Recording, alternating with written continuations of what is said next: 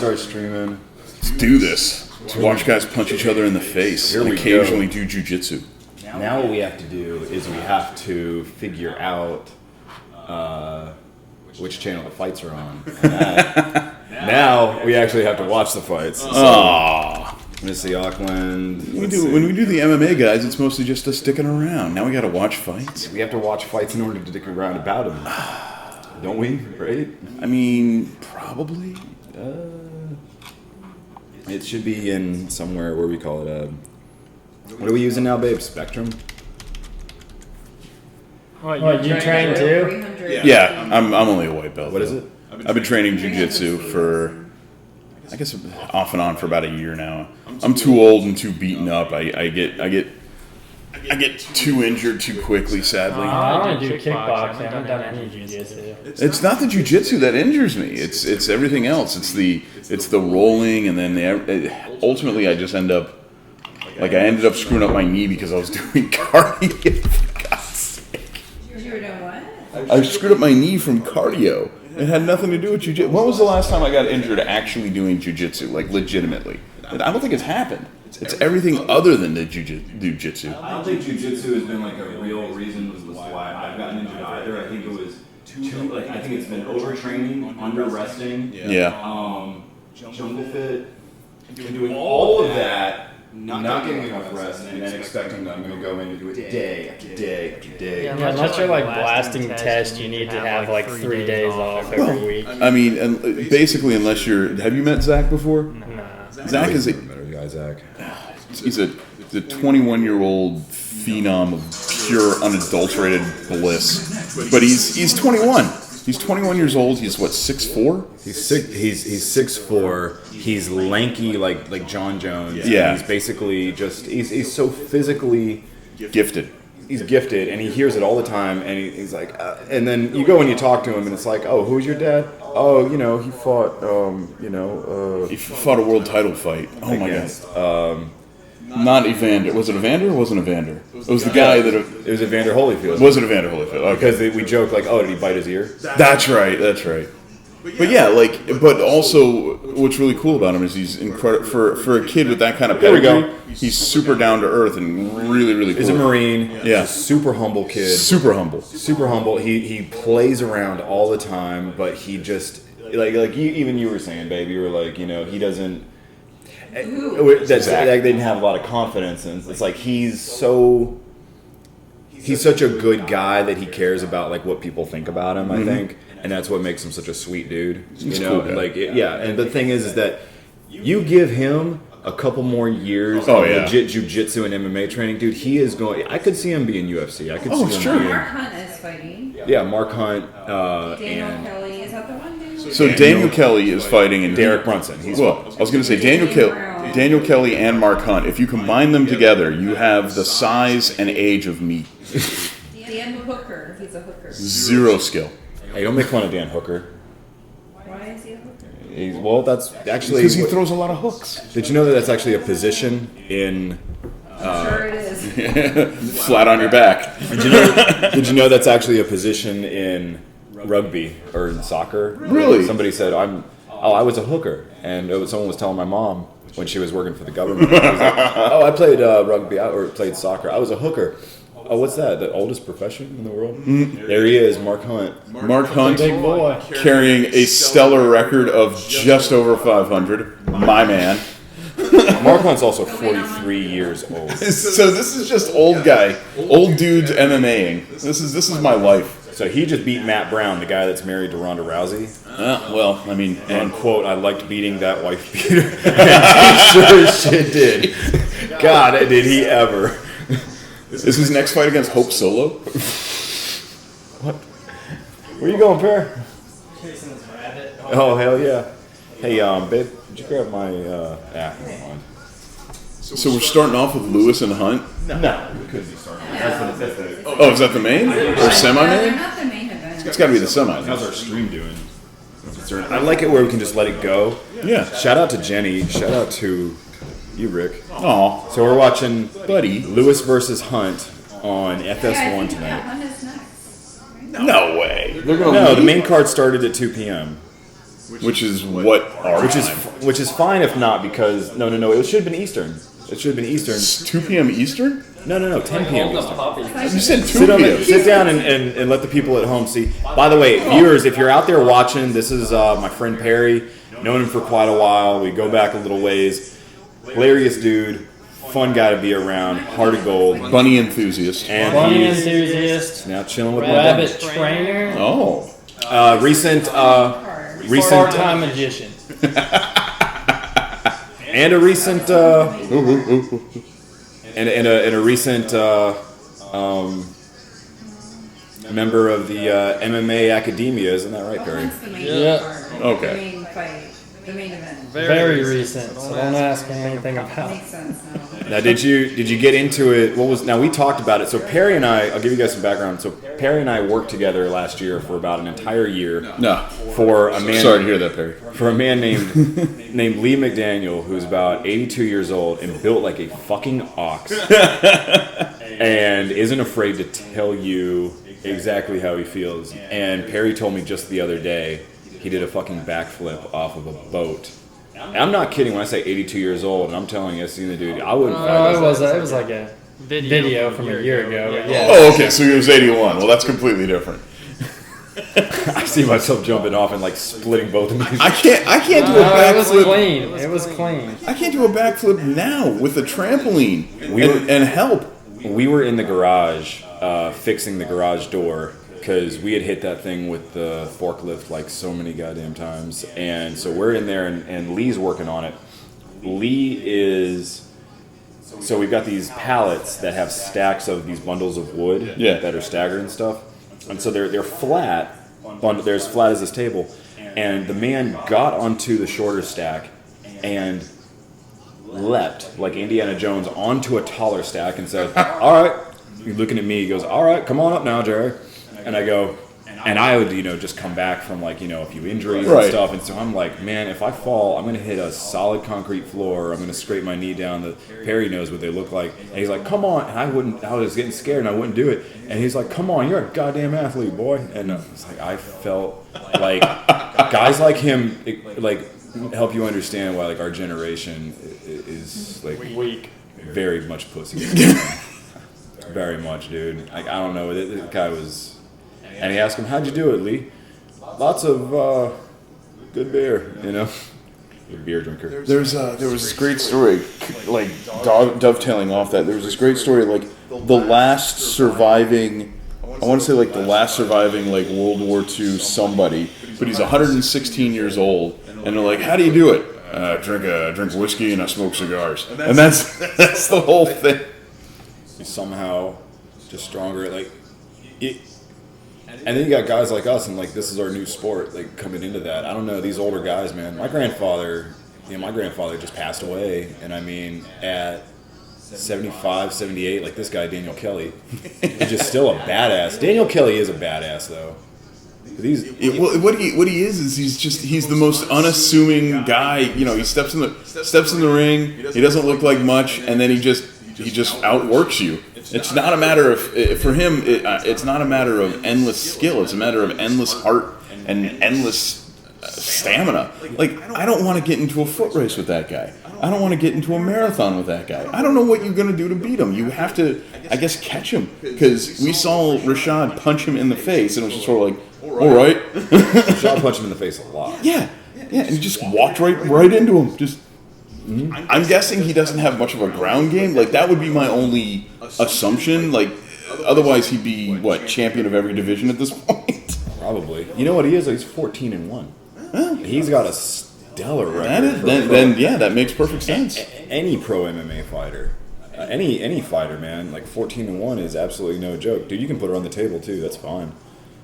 She can table bunny. She's gonna take off. Everybody, this is Mocha. This is a new addition to our family here. What say you? Not much of Mocha. Yeah. Silent. But yeah, man, like 14-1. He's Australian. I do want to say that is most definitely. That's got to be a fact. Is he Australian or is he British? He's absolutely Australian. I didn't know that. And there's another fighter actually who he liked one of my tweets, and apparently he's from I think either New Zealand or Australia, and he's fighting as well. And I tagged Old Man Strength. Old Man Strength. Gear, Oh yeah. on the clothing gear line. I saw Daniel Kelly had an Instagram where he's like sponsored by a clothing line called Old Man Strength. Yeah, we put it on the chat. And so these guys, I'm interested to see what these guys do. There's a lot of good stuff in the undercards, man. Well, the featherweights were always so much fun to watch because they just trade or they'll go to the ground and it'll be a lot of fun. And they fight. And they're fast. I've never known a bunny before. It's a pleasure to meet you. Usually when I go to the state fair, I get to pet a bunny, but this is a new one. Oh. She's a handful. She really is. So Perry, what's new, man? Welcome to the podcast for the first time. We've known each other. I always talked about getting this guy on the podcast. Yeah. And I'm like, dude, we would stand back in the garage, man, and talk trash and relate about life. And I was like, bro, we need to do a podcast one day. We need to. And actually, Perry was working at IR that I would listen to Joe Rogan because we would get like, these little bouts of downtime around the office. And like, that was when I was like, dude, I want to do a podcast. Like, I think we can like totally do this. What do you think, though, man? Well, me? Yeah. You caught me on the worst night ever. I'm knocked out from training today. Awesome. Tell me about training. You said you do kickboxing? Yeah, I just started kickboxing, and it was, I thought I'd lost my Second Amendment right, and I was wrong. And I didn't. And I got Explain this further. This requires further I had some examination. legal problems right out of high school. Okay. I applied for my concealed with a few other guys. They all got their permits within a month or so. Mine never came. Okay. And I know there was 90 days, but everybody got theirs. Mine never came. And I had some stuff in the past that I was questioning when I applied. So I kind of assumed, okay, it's done, that arrest or whatever. Yeah, whatever it was in your It did past me was in. not going to let you own a firearm. Yeah, so I figured. Or at least get So you I did kickboxing for a short period of time when I was in high school, when I enjoyed it, and it gave me confidence and a great workout. I kind of thought, well, if I can't have a firearm, with all this ISIS shit and everything going on these days, Kickboxing. I need to know something. Whether it be machete fighting, ninja stars. I had to. So I called around to a couple places. The jungle was a little too pricey for the amount of time I'll be in Orlando. So I found the UFC gym and tried one class and immediately found it was a sport that I was going to be capable of, and we'll just see where it takes me. That's good, man. I got another friend who, trains over at Alliance. I know some people over there, like, started out at, like, Gracie Barra. Like, it doesn't matter where you end up, man. Like, that's what's cool about this is that there's plenty of gyms around. Yeah, one of my good buddies and a guy that I do a different podcast with is an ATT guy, and he doesn't care where I train. He just likes that I'm training now, too. We talk jiu-jitsu. I tell him, what I've been up to and, what I just learned. And he's always excited because he's a brown belt now. He got promoted.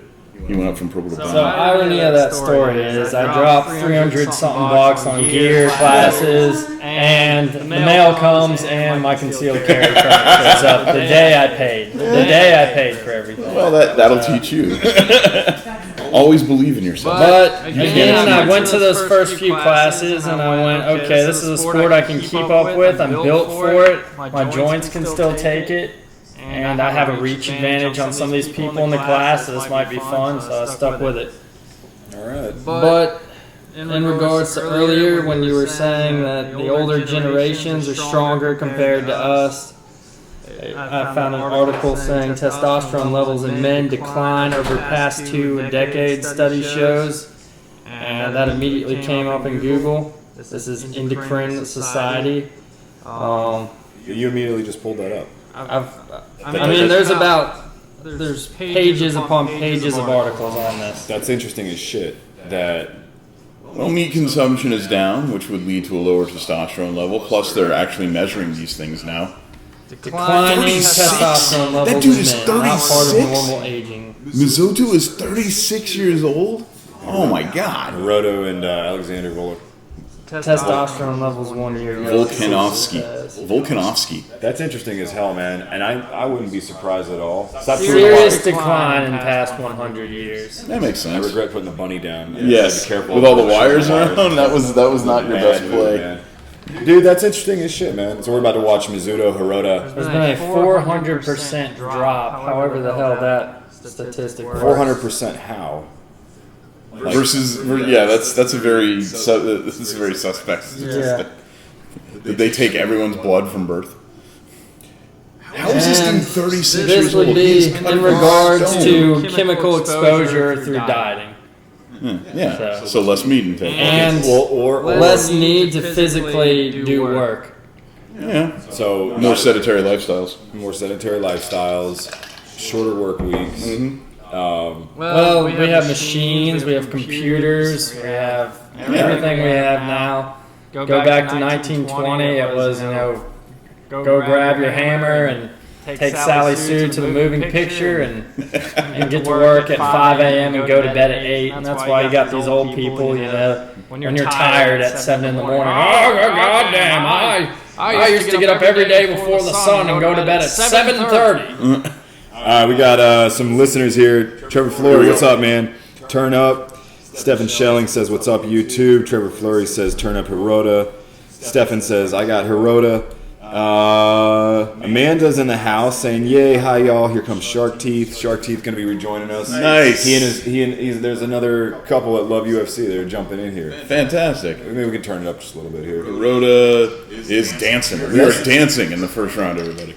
And, real quick, man, I definitely would love to come back to that more. I'm surprised actually Rogan hasn't touched on that or something, but look at all the crap we're putting in food. Look at the antibiotics, the pesticides, and then we don't even put sugar in anything anymore. I do landscaping, yeah, and you blow that stuff, and you're not supposed to blow it into the street. You want to try and bag it as much as possible. All that pesticide, all that herbicide, it's all getting down to the water system. I can do you one better. One of the best things you can do for yourself, especially if you're lighter weight or if you're anemic, is go out and get iron pans. One of the biggest changes from the 40s and 50s to today is people aren't cooking with real metal pans. They're cooking with non-stick and things like Teflon. Dude, the stuff that we actually when cast iron, Jenny and I just moved into this house.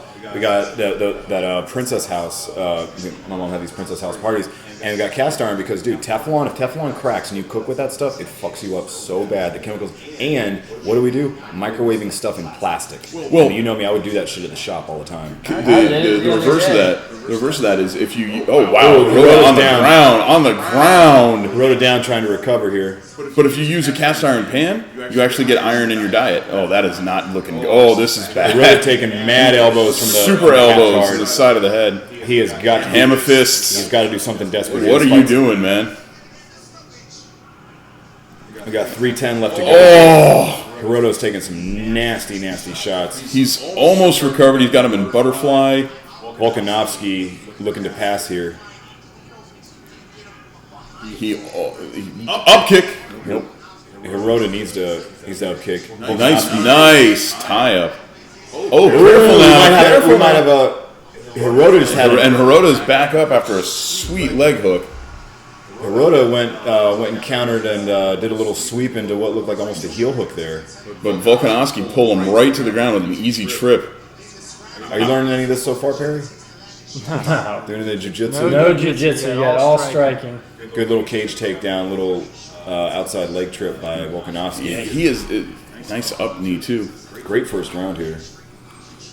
So Hirota was like a second away from being stopped. And now he's back up. He's up against the cage. Looks like he's fully recovered. Volkanovski is spinning back fist. No, that was an elbow, bro. Was it? That was a spinning elbow. Was this being mirrored on the screen the viewers are saying, or this is what the viewers are saying? No, they're just seeing us watching it. Think of it as Mystery Science Theater 3000, but with fights. Hirota has an iron jaw, dude. He got hit clean with a spinning elbow off the cage. That was nasty. Well, we knew he had an iron jaw from at the beginning of the fight when he was on the ground eating elbows and fists, and he was decided that was just his appetizer. I will get up now. No, I'm good, man. I'm all right. My hair looks like everything. I think he breathes fire like Godzilla. One of the viewers out here actually said that he was cut as hell, Trevor Flory. Yeah. He's like, yo, Hirota shredded. Yeah, bro. Shredded at 36. He's older than me. Yeah, He's the oldest well, guy in the world. You never know when that's the case. I'm 35. You're 35? I'm 35. Yeah, I'm old as hell. You said they're drug testing these guys pretty heavily now. It was the United States Anti-Doping Agency was, that's the new. You always gotta wonder when you see a guy over 35 that's cut like a little 18-year-old boy. It always makes you wonder a little bit, you know? Well, is he cut or is he just super lean? Because these are featherweights after all. They're 5'7". I was a fat kid. I still have a bunch of flour. Oh yeah, me too. Even though I'm the lightest and best shape I've ever been in my life at 30, still flat. I was at 183, and I still had the roll. When that was the lightest I've ever been as an adult. I never got abs, but you know it's also about your genetic makeup too. Like if you trace us all the way back, we go back to like Eastern Europe, so we're always going to be round people no matter what happened. Yeah. I can't believe Hirota is back in this fight. Yeah, I mean, I was born. I've had a six-pack no matter what health condition I'm in since I was about 13. It's partly genetic. I wouldn't say it's all I'm genetic. only about $167 right now. Yeah, look at Austin. You know, we haven't had Austin on the show yet, but our mutual friend Austin, dude, he's always like surfer cut. But then he's also able to like put up like you and him are both able to put up like 225 on the bench. I mean, not 225. On a chest press the other day, I got 210. That was a fabulous first round. Yeah, both fighters slap hands. That was. Still though, I mean, okay, so Hirota gets knocked down, he gets passed, he gets elbowed in the face, he gets taken down twice. Now granted, he recovers, he gets back up, the whole 9. 10-8 round? I don't know. What do you... So the deal with that is that like if a fighter gets like the shit beat out of him, so unlike boxing where one gets 10, one gets 9, in MMA, if you are getting your ass whooped enough by another guy, that guy will get 10, you will get 8 on the judges' card in a three-round match that can be pretty decisive. And in fairness, if you do get a knockdown in boxing, it's automatically a 10-8. That is true. But that said, kickboxing. What's that? Or kickboxing. That said, like, do you think Hirota got so whipped up on that he lost an extra point, if you will? Because he did get back up, he did stand. He didn't, obviously didn't. Here we go. Here's some of the big shots. Stefan says that Hirota needs to assert himself. I agree, man. Beautiful short right is what knocked him down. Oh, yeah, you're right. It was an elbow. Good catch. Spinning back elbow. Beautiful. Same with him, man. He caught that right on the jaw. All right, so let's Here we go. Round 2. Here. Both fighters touch hands, touch gloves. So, Perry, what we do is we normally call the fights a little bit at the same time when we talk about things like how our estrogen levels have increased 400% over time as a result of pesticides and my tits look great because of it. Hirota looks a little bit more shy. Well, never mind. I might have just been luring him in because he went for a nice 2-piece combo that failed to hit anything. Yeah, looks like he's trying to set up for the dirty boxing, he's trying to or at least the clinch. The plum. He's trying to get the plum. Did he just bite his ear? It looked a little bit like he tried to bite his ear. Hirota's going. And the cardio you have to like come back and defend yourself after a guy like that is pounding on you, that's what'll take energy from you too. Tied up on the cage now. Volkanovski continues to press forward. They are pressed up against the cage, little short knees to the inside thigh. Look at the back of spinning elbow. Hirota goes down, he recovers. Good Lord. Hirota was on Queer Street there for like half a second and then got right back up. Beautiful double. That is the third takedown of this match, and Volkanovski probably could just have that all match long. I'm not seeing any reason to think otherwise so far. Yeah, Volkanovski looked like he was trying to go for the back. Up knee. Hirota getting back up. No, he missed it. I thought he had a shot at the knee there.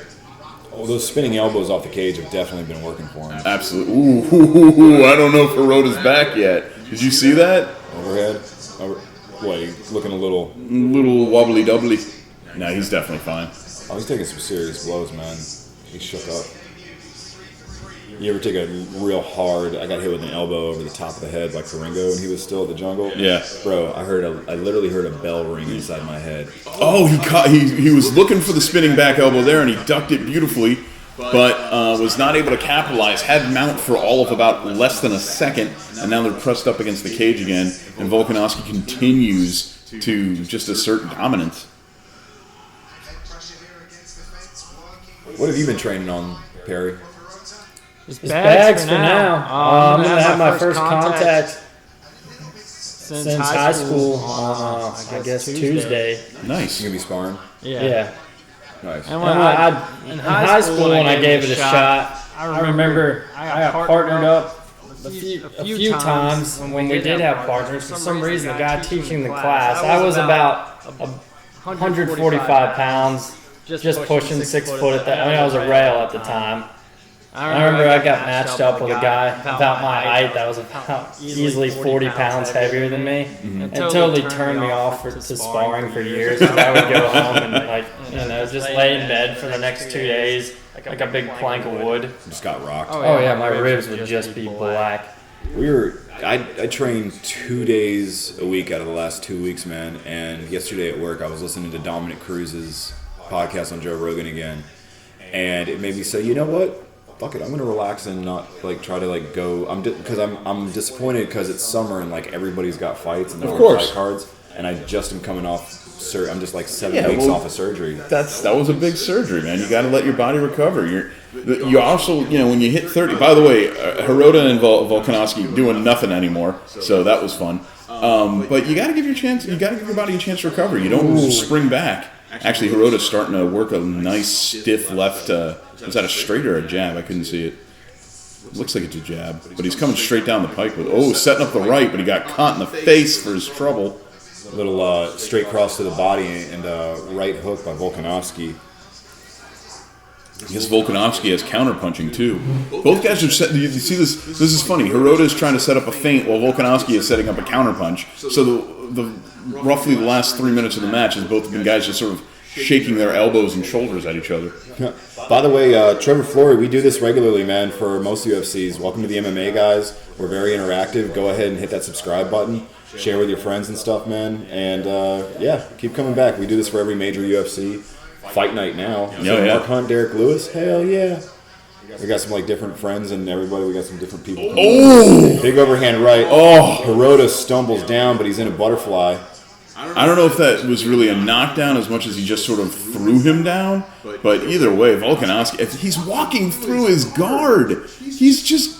Why is this match still going? Oh, God. Just raining blows from... I wish we could point the camera at the TV. Oh. And he finishes at the bell with an elbow. Yeah, I wish there was a split screen option where it was us and then what we're watching, so people know what we're looking at. I could, but our account would get shut down in about 2 seconds flat. If nobody knows, the whole Daniel Cormier, John Jones pushing match that was owned by MMA Heat. Well, I was wondering what got our channel hit with a copyright strike, and apparently it was from showing that. And that was a 6 million view video that was probably worth $30 grand MMA Heat. And the thing is that we ended up getting our live stream privileges revoked for 90 days, and I ended up talking to as many different people in MMA Heat that I possibly could. And I ended up actually getting in contact with somebody who was extremely gracious and had a lot of pull. And he said, hey, man, this is why you show more than 60 seconds of it. So if anybody's thinking about doing this, there are people like the Weasel, he does, giving him a shout out, man. He does some amazing breakdowns of fights. And he's like, yeah, you can't show more than 60 seconds of a shot. So, and the guy I was talking to from MMA Heat was like, dude, you don't know how many people's accounts we get taken down, and they're such assholes about it. I don't understand. This is our material. You can't rebroadcast it. You know how much money goes into, flying those people in, the media, all these guys sitting around the ring with cameras and stuff. Perry, I can't wait for your first fight, man. You got to get you your first fight. After starts. Nothing. I'd like to do that, but I'd like to have a good at least 3 months under my belt of what I'm doing now, 4 to 5 days a week. That's a good plan, man. Stick to that. Yeah, dude. And remember, I'm a college student and everything else, so that shit gets in the way. Life gets in the way, brother. You find time. Hirota, by the way, has a permanent bloody nostril, by the way, so he is definitely down on the cards here, at least 2, maybe 4 points max. He's going to need a knockout or a submission in this round in order to win this fight, and quite frankly, I really don't see that happening, which is too bad. He looks amazing for 36, but he's not looking good as far as fighting is concerned. Sorry to say. Thanks, Amanda. Amanda's also saying that the audio and the video is way better. Well, it's focused on me, and I'm gorgeous, so I understand. Of course, you know. We're running at about big spinning elbow by Volkanovski. You know who does that shit a lot? John Jones. You got it. Are you ever gonna get off this John Jones thing? No. Okay. No. Listen, I asked. You know, and that's why I put. Well, nothing. That's why I put his. I know. His beautiful face is our banner. You know why? Actually, Why? That's the only banner that was over that was the dimensions for the YouTube So you just channel. never made a new I one? was like, well, it's the only one which fits the size that's big enough. So I did. I was like, that's appropriate. Clinch. Oh, wow. Beautiful double sweep from Hirota, but Volkanovski literally just hops right back up. Volkanovski just has his number. This is it's been a good matchup, but it's been like watching, I don't know, sparring partners, for lack of a better term. Does that sound right to you? I like that little rear hook to the thigh. Yeah. No, man, it's looked like way more violent than sparring. Well, it looks like one guy really knows the other guy way too well. Yeah, How about that? let me back it up a little bit. I didn't mean to like critique or No. condescend or anything. Like, By all means, that's what makes this fun. no, it's definitely Volkanovski's definitely been beaten up on him. But all credit to Hirota though. Hirota's got an amazing chin, but his face Does is Hirota burger. have a big overhand right by Volkanovski? Steps in with a cross and a nice little blast double. Hirota recovers. A little bit of cage pressure there. I talk a lot about the cage pressure too and going on. You know, there he is using the head, pushing both fighters. About 2:15 left to go in the third round. I'm actually really impressed with Volkanovski. He could be taking this round completely off, playing it safe, choosing not to, trying to finish the fight. Good on him. I mean, there is almost no reason for him to be pushing this hard at this stage of the fight. Yes or no? No. Who, Volkanovski? Yeah, exactly. Absolutely not, dude. He's got this fight in the bag. He's if anything, I mean, he might be striving for that bonus time. That's what I'm saying. Like, good. That's why I'm giving him all the credit in the world for pushing forward and putting himself in harm's way when he can easily be taking the round off and just win 2-1, no problem. Where's my UFC app? How old is Volkanovski? Oh yeah, we saw he was like 26. Right? Yeah, he's much younger. My God, man. Hirota's just stayed in this game the whole time though, but he's got to do something now. I don't think he's got the power to knock this guy out, and he's going to need it. You know what Dominic Cruz was saying on his podcast was addressing the Cody Garbrandt loss. He said that after he got cut, he realized how bad he looked on the judge's card, and he realized that he needed to finish him. He needed to cut him or knock him out or sub him in order to win the fight, and that's what gave Garbrandt the openings that he needed. And that is still easy. Ooh. Big head kick by Beautiful Hirota. head kick, but it looks like to have done very little. Yeah, too little, too late. Nice little mouse forming under the left eye, or is that the right eye of Volkanovski? I think it's the right eye.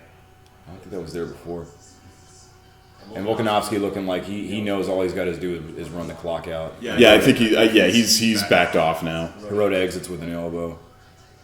This is that point where there's absolutely no point to go in like that. Well, he's still going though, Volkanovski. He's still looking to bang. I'm genuinely impressed. He hits hard too. Yeah, that's a pug. That's a tattoo of a pug on the right shoulder of Hirota.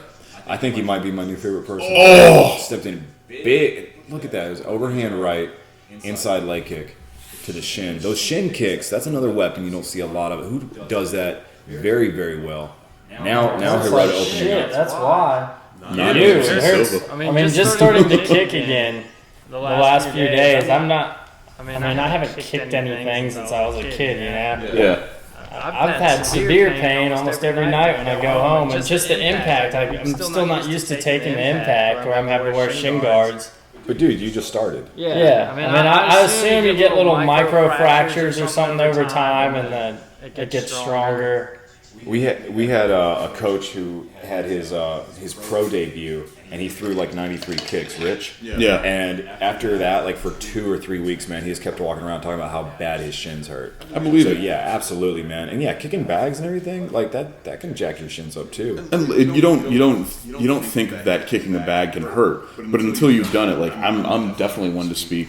Until you've done it, you don't recognize how really gnarly it messes you up kicking that bag or punching that bag. That bag doesn't care. That bag doesn't move. No, and I think that bag actually can jack your knee up just as much as anything too. Oh yeah. If you don't like turn right, you don't. Dude, we're so fragile. All right, let's see. It's just crazy how fragile we are, and then we bang like this. Let's see what the room's doing. Yeah, what's going on with chat? Actually, yeah, man, I'll definitely take some coffee. Yep. Want some coffee? Nah, I got coffee in a can. I'll Here. make some now. It's got a monster. I'll actually take that iced coffee. That's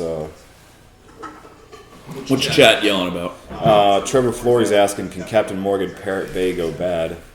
Oh no. It doesn't go bad. It just gets worse. Okay.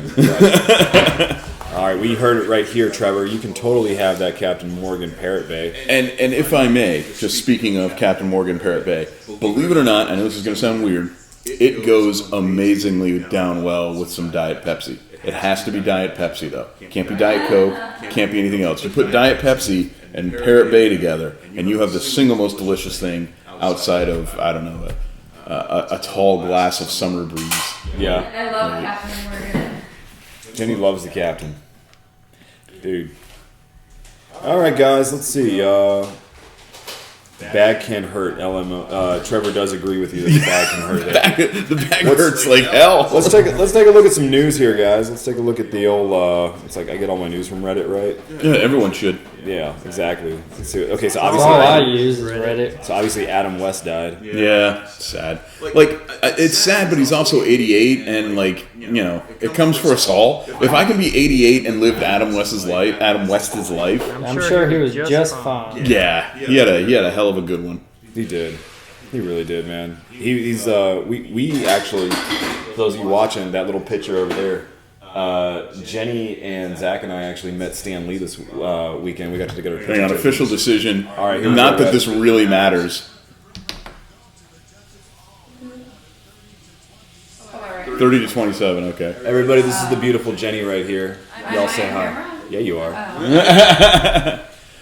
Only interesting side note about this Alec decision. Volkanovski by unanimous decision. Oh, jeez. In other news, the grass is green. Well, the only thing interesting about that decision, I don't know if you heard it or not, it was 30-27. So all rounds were 10-9, which Wow. I think is a little interesting because you could have easily gone 10-8 in the first round, maybe even the second round.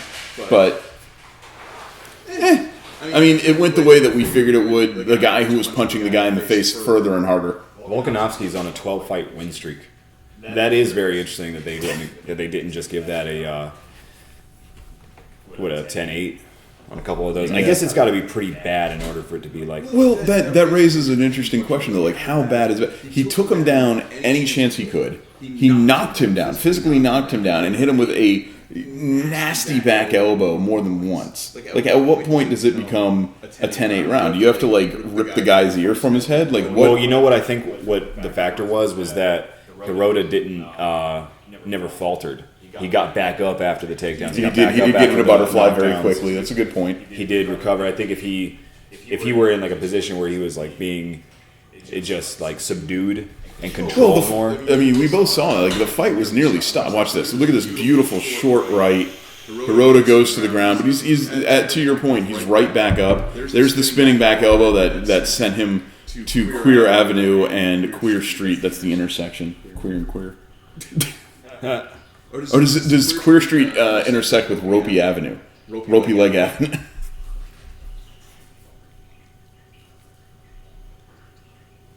By the way, how great... Oh, Cain Velasquez in the house. Hello. How great of a fighter name is Volkanovski, by the way? Sounds like a guy from Rocky 3. Cain Velasquez being shown on TV. Yes, we got to get our picture taken with Stan Lee on Sunday here at MegaCon. That's awesome. It was his last appearance. Yeah, last appearance. He's getting old. He's 93. He was old 35 years ago. Let me make sure my rabbit's not eating my. Yeah, that's fine. She's just chilling. I'm surprised he's still popping up in every Marvel movie. He They still actually- has the energy to do that. They filmed a bunch of those in advance now. What I'm most interested in to see if he pops up in Black Panther, which just had its trailer debut, only because that whole movie's supposed to take place in Africa, and I'm not sure how you is he going to be on safari or something? Which movie now? Black Panther just had its first. I do not care for that character at all. Nothing personal about it. It's just I saw the last Avengers movie. And it seemed like an unnecessary character. What are they going to do? I never knew much about Black Panther in my comic book days. He's like the hot new guy, man. Kind of like how with Thor and Jason Aaron writing Thor and everything. So yeah, Black Panther made his first appearance in Fantastic Four number 49. To give you an idea how old this guy is, he was created by Jack Kirby. So he is what the Nazi Transformers now? All right, whatever. But he is he was one of the original creations. Now that said, you've never really heard about him because unless you're reading comic books, why would you know? Well, they were putting a lot of the spotlight on like Spider-Man and Hulk. Well, because those are super awesome, marketable characters. Like, you've never heard of the Black Panther. Everybody knows Spider-Man. Of course.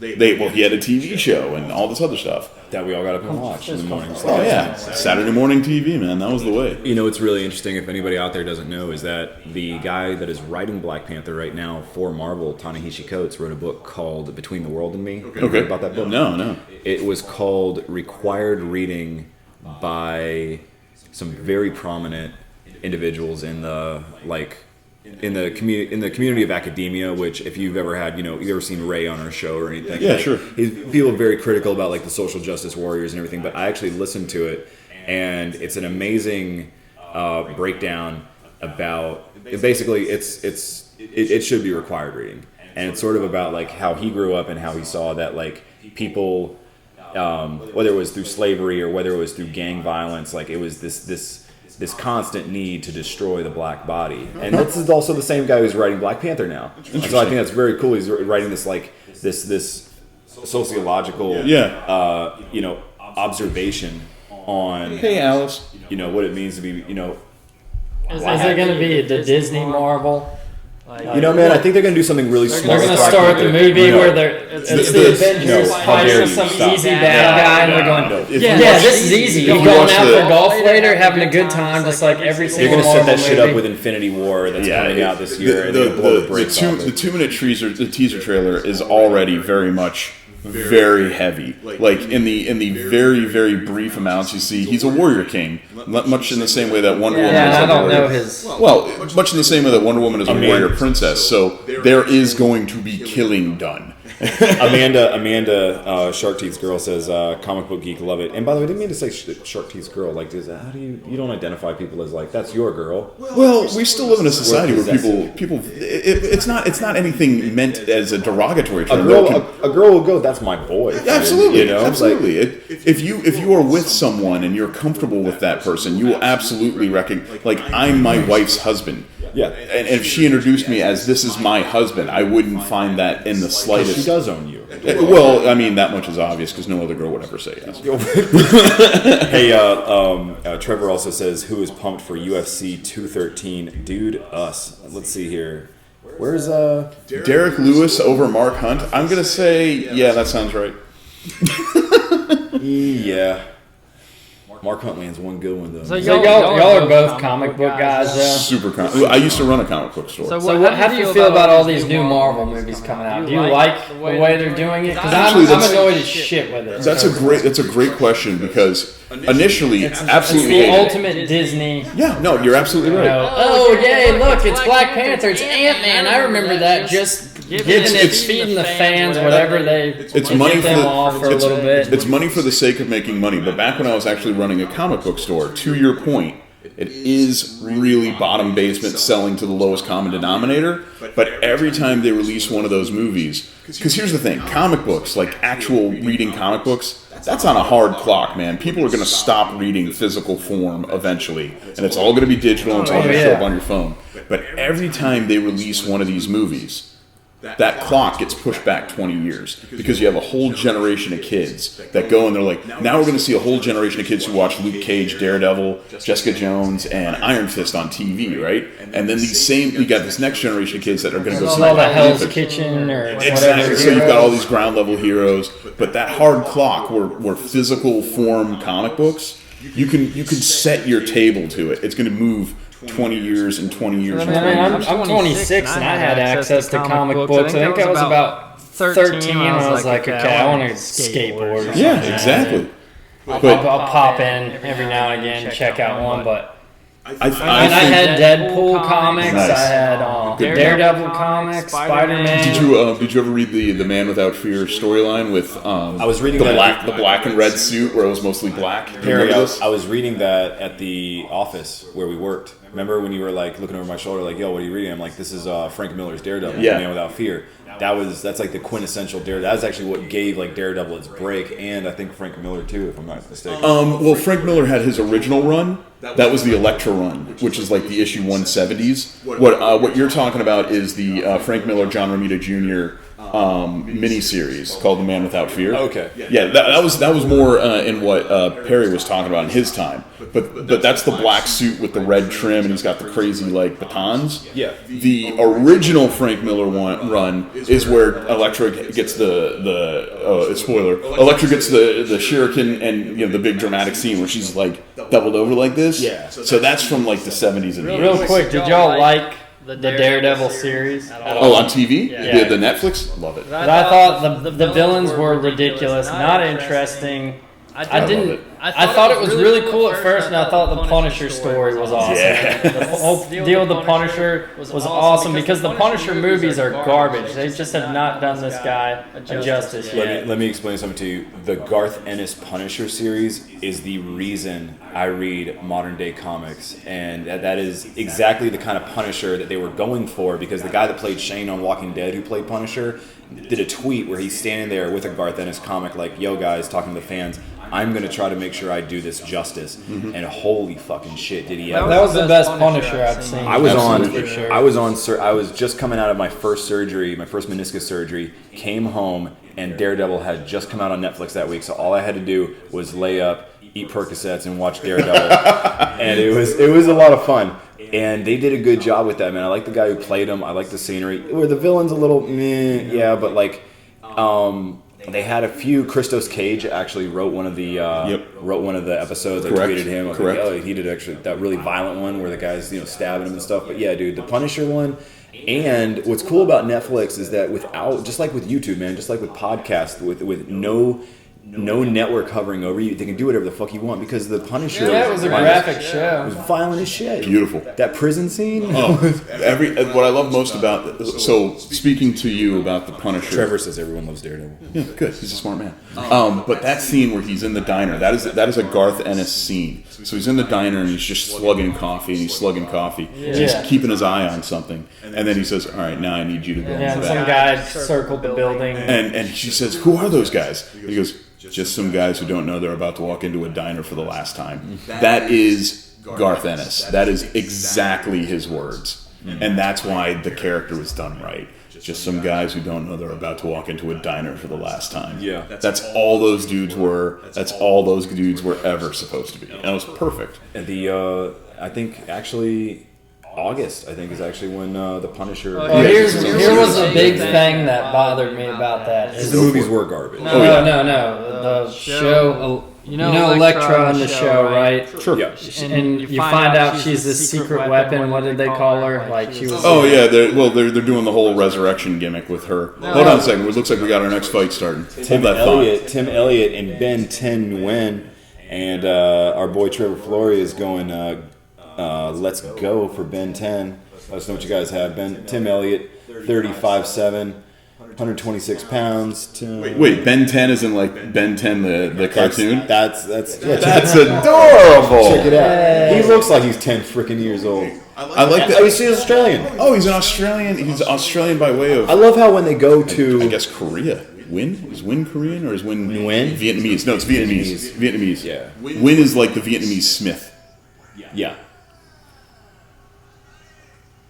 Good for him, man. Yeah. Well, all right. I'll be honest. If his gimmick is that he's Ben 10, that's my boy. That's the little kid that turns into different aliens. Yeah, he's got the wristwatch. Yeah, man. Wait, that's your boy Tim Elliott? No. I'm going Ben 10. I'm going Ben 10. Okay. All nerds unite. If this guy had a mohawk, I'd have to vote for, because you know me. I always go for the guy with the mohawk. Damn, dude, this guy's 5'7". Like, is the cage just short? Because he looks so much bigger.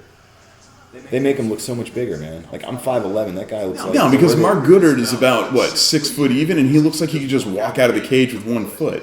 Oh, Mark Goddard. Mark Goddard smash!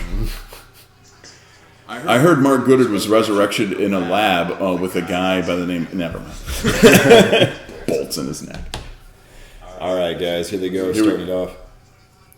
Quick knee to the face from Ben 10. Big round kick by Ben 10. Ben 10 has found his range already. Ben 10, number 12 ranking in the flyweight. Oi! Looks like he might be moving up to number 10. You guys just didn't witness like one of the, or some people might have. He went for the back, rolled, came up over the top. Ben 10 going for a Oh my God. Ben 10 has almost complete back control. Got one hook in. Looks like he has the second hook in.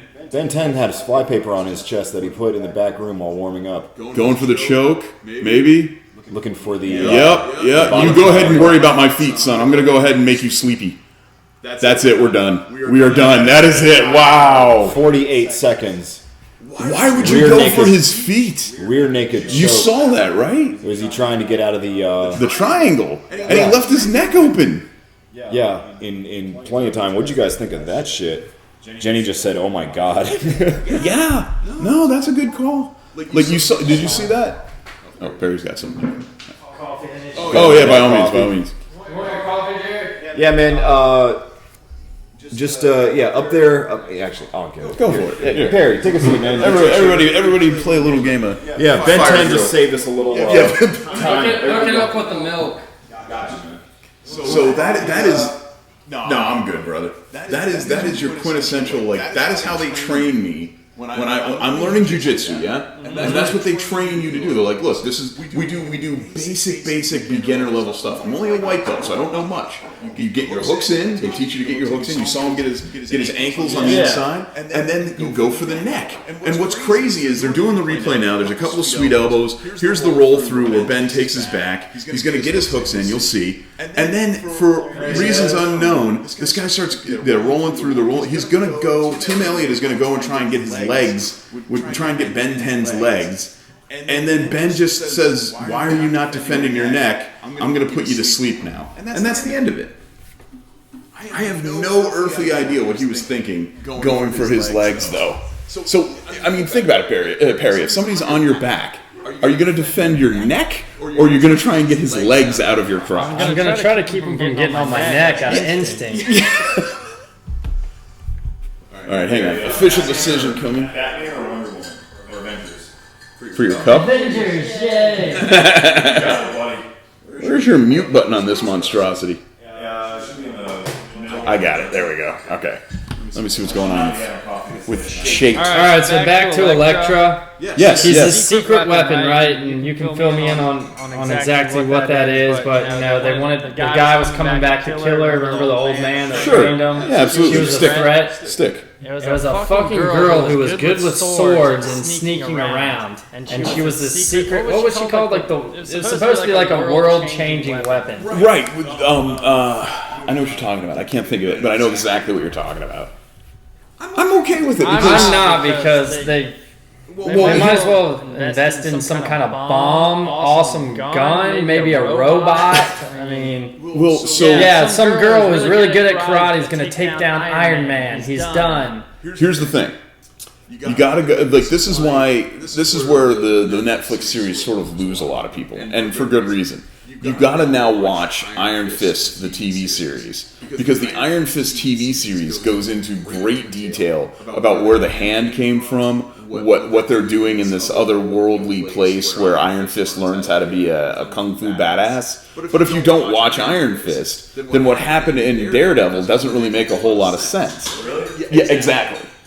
Because you're right. Why is this one person such a threat? What are they doing that's so crazy? And I mean, she's cool. She can beat the shit out of some people, but it's not going to change the world. I mean, I'm waiting for this epic monster to come out. You know, when they're out at that boat and they're retrieving her. There's like the flashback. Yeah, it's just some little girl. And it's a little girl. And at first, you're thinking, well, this little girl might have some telekinesis, crazy power. You know, maybe be like Magneto or something like that. But she's basically a martial arts expert. Where is your restaurant? Down there, first one on the right. Sweet, we got time. How was that, man? Did I put too much stevia in there? Oh, that's okay, man. You sure? Yeah, you're fine. See, why don't someone just take a sip of coffee? I want them to tell me it's the best goddamn cup of coffee they've ever had. I'm not too picky. What was the cream on that? Good? Yeah, that's good. It's a good cup of coffee. I can put more in there. Apparently that mic's working out really well, man. Like, actually. Use it as long as you need to. Just I'll be in town till July 28th is my, or July 26th is my last day in Orlando for a while. And you're going now to FSU? Well, yeah. That's the Sunshine joke. University. Yeah. Wink, wink, nudge, nudge. Still making up my mind. Yeah, Perry's still making his mind up. Trevor Flory says was on the phone with girl drama, but wow, Ben 10 never disappointing. Well, we're glad Ben 10 disappoints you, buddy. I'm gonna put some juice in here, man. I need to get your tank. I'll tell you what. Hey, give me 2 seconds, man. Hey, can I come in? Yeah, it's locked. Nice place, by the way, Jerry. You can be comfortable.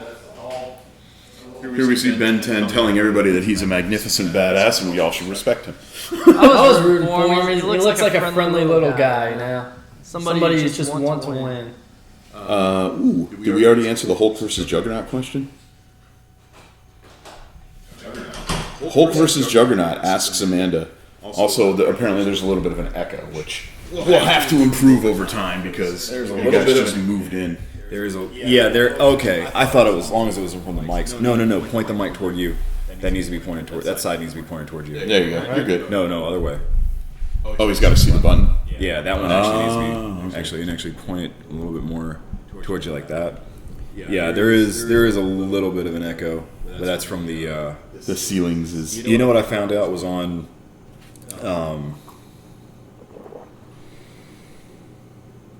It said Ben 10 started off on Reddit. Oh yeah, Ben 10 got on Reddit and was like, "I'm making my UFC debut. Thank you everybody for all your support." That was him. The guy that just finished a dude in like 49 seconds. Yeah. Holy shit, man.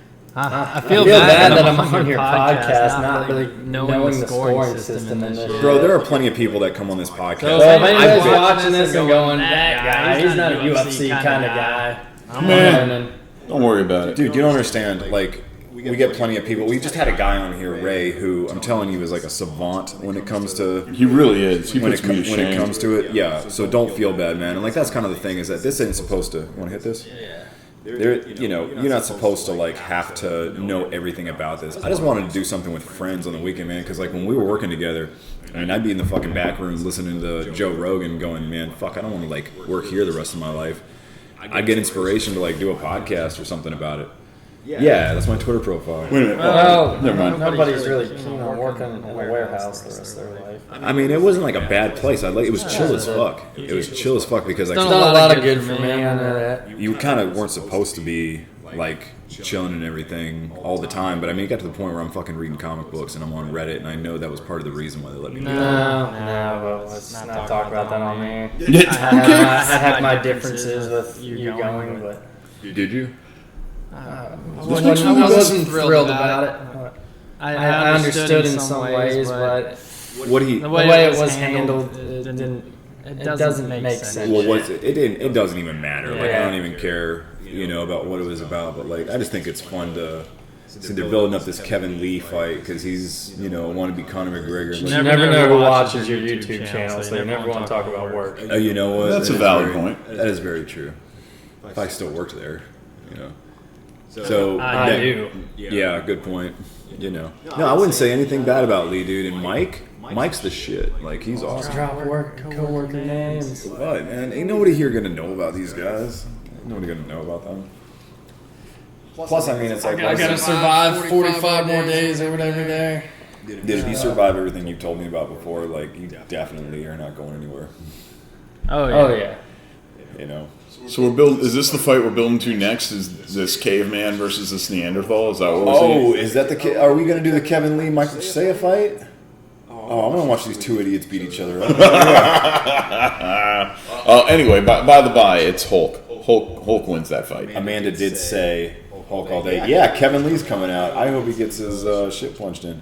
Everyone was saying that was a bunch of bullshit, though. Trevor Floyd, like, smoke time, be right back. Oh, it was way better than last week. Very good, Amanda. Thank you. Okay. Yeah, we're working with this. We're trying to figure out the ideal settings. I'll tell you one thing, though. Yeah, see, some of it has to do with, like, when this mic is USB, that you can't. Those are great mics for what I do. I had something like this, and basically I'd make my own analog, my own drum kits. No, it's not tonight. I basically make my own drum kits on machine, the software I use. Using this, I'd go hit a pan or something, or kick something, or scratch something, save the sound, and then add wah, reverb, and all this. Oh, this is a perfect. I've used this to do interviews in the field. I've made whole drum kits out of those before. Out of just random shit in my house. And you hold this near it, you record it, and then you upload it, and you make a new sound, and you basically load the sound into like a pad or something on like an MP. I made a great kick by hitting a shower curtain, adding some EQs to it. That's awesome. Tuning it down. That's awesome, dude. Just from hitting a shower curtain like that. What's great, man, about this is that you can like actually adjust like the lo-fi cut. You got these two. What do you call these? R45 jacks. That you can I'm put not in. a chord guy. I couldn't tell you. Well, you can, that's kind of the standard chord for you can put any kind of interface. It's got an SD card. You can record 4 channels. You can record a whole band session with this thing. You know, XLR cables or something. XLR, that's it, yeah. But I couldn't get it to work in that, and so like that's a decent mic, like for what we're doing. Like Joe Rogan, though, and them, they use like $350 mics. They're probably using $700 compressor mics or something. Bro, that guy's a very wealthy man. Oh yeah, you know what I realized? Like that somebody posted the other day on Reddit that he probably makes $5 to $10 grand a day on his YouTube views. Because that's just YouTube. He's one of the hottest YouTube podcast guys out there by far right now. I can't go anywhere without meeting somebody that's. Dude, you gotta hear the Joe Rogan Experience. It's the Church of Joe Rogan. You can't stumble in. You can't just go through all of them and not stumble into one you don't like. Eventually, I listen to them from time to time, and the UFC ones, I'm like, all right, this is a little too UFC fan for me. I don't get it. I don't know what you're talking about. Like what we're doing, like what we're copying off of. He had one about alcoholism and drug addiction. That was. Was that an older one or was that an older one? I haven't listened to a lot of his other ones, dude. Steve-O and one of the best podcasts, YouTube talk, whatever that you would call his things I've ever listened to. Steve-O and Russell Brand, dude. He just had Steve-O on again.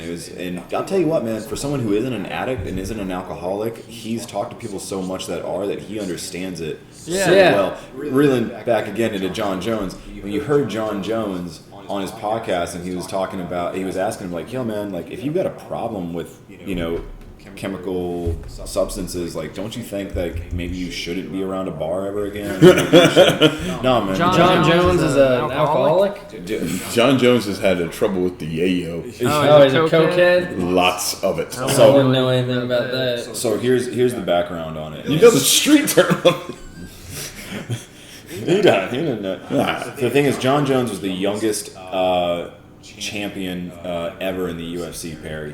He was like 22 years old, 23 years old. I think it was 23. 23. Had a big experience. That was really good. He had a big affinity for the cocaine, cocaina, and he crashed his car into a pregnant lady and took off. Then went back to his car to do something, and then runs back.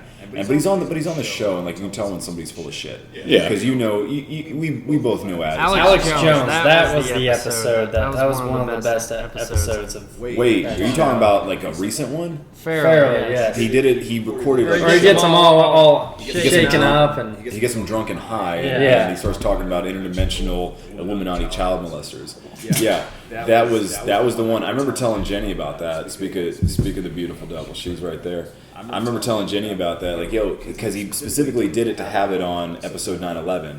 Oh, God. And of course, Alex Jones. Alex Jones, he's a journalist, super far right conspiracy guy. Makes some really good points too. He knows he's a personality. He knows he's a box. He's a voice box and everything. He intercepted the Bohemian Grove. He has balls like that to do something like that. Now that is something. I don't know what a bunch of billionaires are. I understand it's a free country, dude. You want to dress up like a panda, and pay some hooker to like spank you or something. Hey, free country, whatever, right?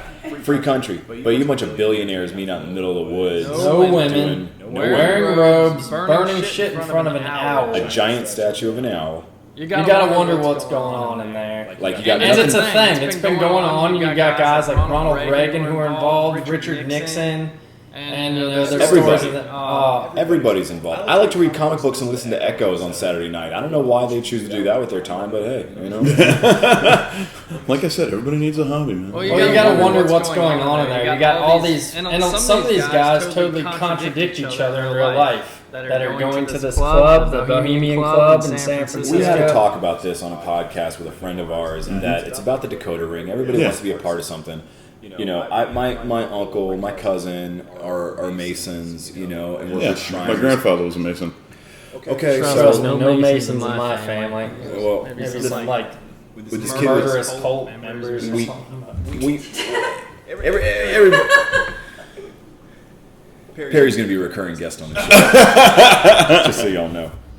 So, Trevor Flory says, could have bell, but there's going to be some, hey, what's up, Kyle Riley? The only one echoing is the guy with the hat on. It's still okay. All right, you know what? Maybe so mine's good, or I'm echoing. You're echoing a little. They say you're echoing? Maybe we turn the gain down a little bit on that, or change the bubble? But, yeah, so... What this guy? There was this kid that was like riding around with me, and like we were. All right, let's see what it's like now. Let me know. I saw a deal. Yeah, let us know like who's got the most echo and how it can be adjusted and stuff. Even though we probably, or maybe we just move it back a little bit. I don't know. But look, he's like, I go to the meeting, and then he's like, it's just a bunch of guys that all know each other and help each other out. Yeah, of course. Oh, you know so and so. Oh, you know so and so. It's like if I were a cop. It's a fraternity for older men in a sense, especially like the Rotary Club and stuff like that, where they all go and Mr. Smith is the neighborhood tax accountant. He's who we go to, and Mr. Johnson is the printer, and we all use him. It's a fraternity, and they all have go-to business guys. They share their business connections and blah blah blah. And anyways, I lost my train of thought. Well, so a lot of people. So I know where you're going with this. A lot of people will put a lot of faith into the idea and into the belief that there's something bigger or more mischievous happening. But like you just said, I'm a member of a fraternity. I'm a member of the fraternity of Phi Gamma Delta. I'll be a member until I die. That's just how it is. But the most of what I did in college. And, as much as I'd love to tell you that we ran around and put heads on pikes and things of that nature, it was just about, all it was about networking. And I met a lot of Masons in that, and I was like, I was thinking about becoming a Mason. I'm like, oh, cool, do you like giving back to the society? Do you like, doing donation projects and things like that? If you really want to learn about Masons... There's a documentary on Amazon Prime right now. I forgot what it's called. It's an older documentary. It's one of the most realistic, informed they interview a Mason in it. They're at the main temple somewhere in Europe, and it kind of calms you down a little bit. They're not in there, New World Order. It's just a bunch of dudes who just decided that they wanted to keep the fraternity life going into their 40s and 50s. Well, and there's some political decisions that are made in there and discussed. Yeah, but you can make the same arguments. The same thing happens at your local church, too. Like, people get together and put their heads together. And there is a likely push for globalism going on within the meetings when it comes to... What is globalism? The one world government, the new world order, the thing people freak out about with this stuff. Why are people worried about that? I mean, because that kind of ties in martial law to a lot of people. Oh no, we're gonna have this one world government, and it's gonna be like Blade Runner or some shit. And how's that gonna work? Thanks for the I'm book not the guy to ask. Adam Salmons just recommended a book, Them, Adventures with Extremists by John Ronson, is great on this topic. He goes into Bohemian Grove, an Islamic extremist cell, and quite a few other similar groups. Trevor Flory says Phi Kappa Tau here. Oh, hey. Nice. So, there's a really good documentary on YouTube about like ancient numerology, like Masonic numerology, like hypercubes. The reason that like the Washington Monument is a certain distance from why there's so many pillars on. That's because they were built by Masons. Great thing to watch when you're like laid up and like you're sick because it's like 3.5 hours long. Did you awesome. Okay, so terrible movie, really awesome comic book. Okay. Did you ever watch Johnny Depp From Hell? Yes. So the comic that's based on, of the same name, From Hell by Alan Moore, was amazing. Absolutely. And if you read it, it's a goddamn phone book. It is forever long. We were From Hell was actually a graphic novel by the same guy that wrote Watchmen, which is like known as like. But the best thing about From Hell is there is so much information about the Masons, and they actually have the Mason ritual on how you become a brother. That was the most amazing part of that book. Dude. Jenny and I went to Kansas City for Invicta, and we stopped in a comic shop, and they actually had From Hell. And the companion yes.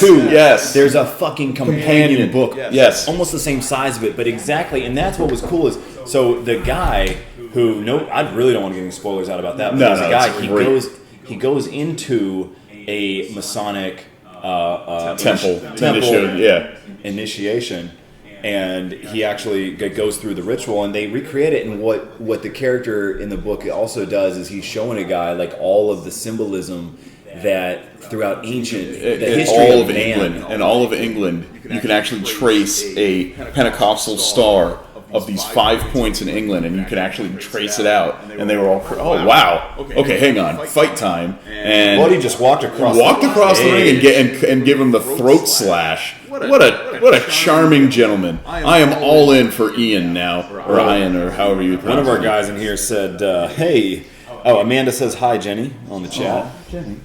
She has a very beautiful, very popular voice here. Check out Jenny's channel, Jenny Doom. Again, that's Jenny, Jenny, space Doom. And speaking of Doom, somebody is in this match right here between Cutelaba and Da Silva. I am all for Da Silva. Not only does he have a mohawk, but Cutelaba just gave the throat slash, so he had better win. And he just knocks him down. But shot to the chin. Oh, never mind. Oh, man. Oh, that's bad. Da Silva is on his back. Oh, that's bad. That's real bad. We're done. Stopped it. We're done. 23 seconds. So I wonder what he had against him. Why was he just... I think... I don't think it was anything personal at all. I think that might have been one of the best psych out moves I've ever seen in my life. We just witnessed a faster finish than old Ben 10. Caught him with a nice stiff little punch right to the chin there. Boy, that man went in with a purpose. And I think he did the throat slash. Quick definition of the word.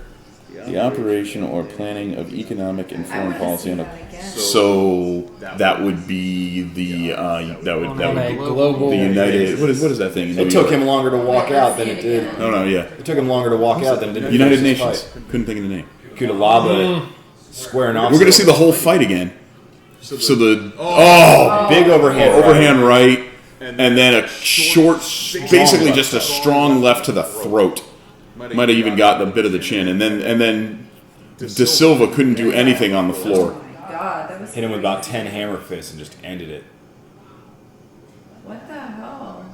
I mean, that's what he's supposed to do. That's exactly what he's supposed to do. He did his job. Wow. The move of the fight was all of them because he broke his face. I am so tired. I'm exhausted from beating him to death. I wonder who won. There you have it. It's not going to be fair. So anyway, back to our other discussions. Since evidently the fights of this broadcast will be quite quick. Oh, jeez. Yes, Trevor, you totally predicted that, man. Oh my God, that was brutal.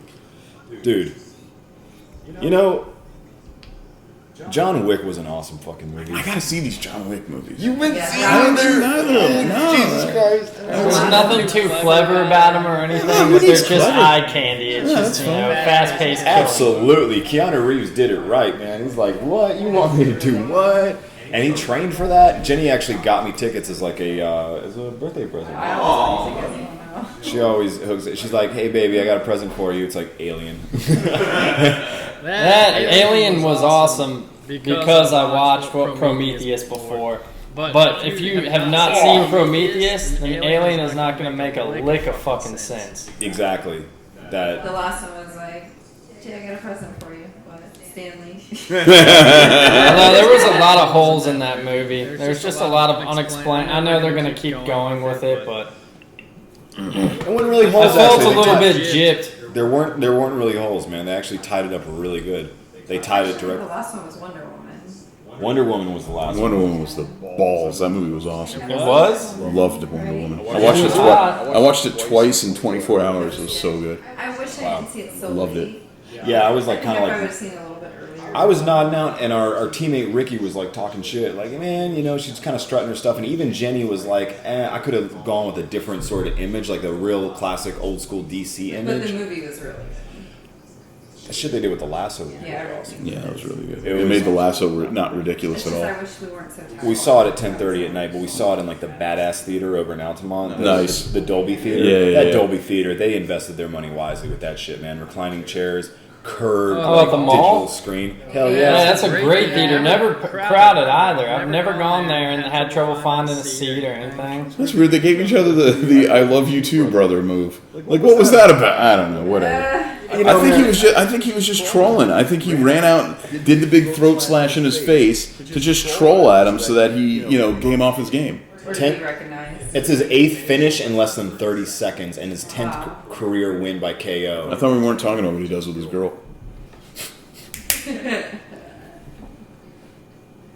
Oh wait, was he the one you were joking about earlier? Maybe. Oh my god. What?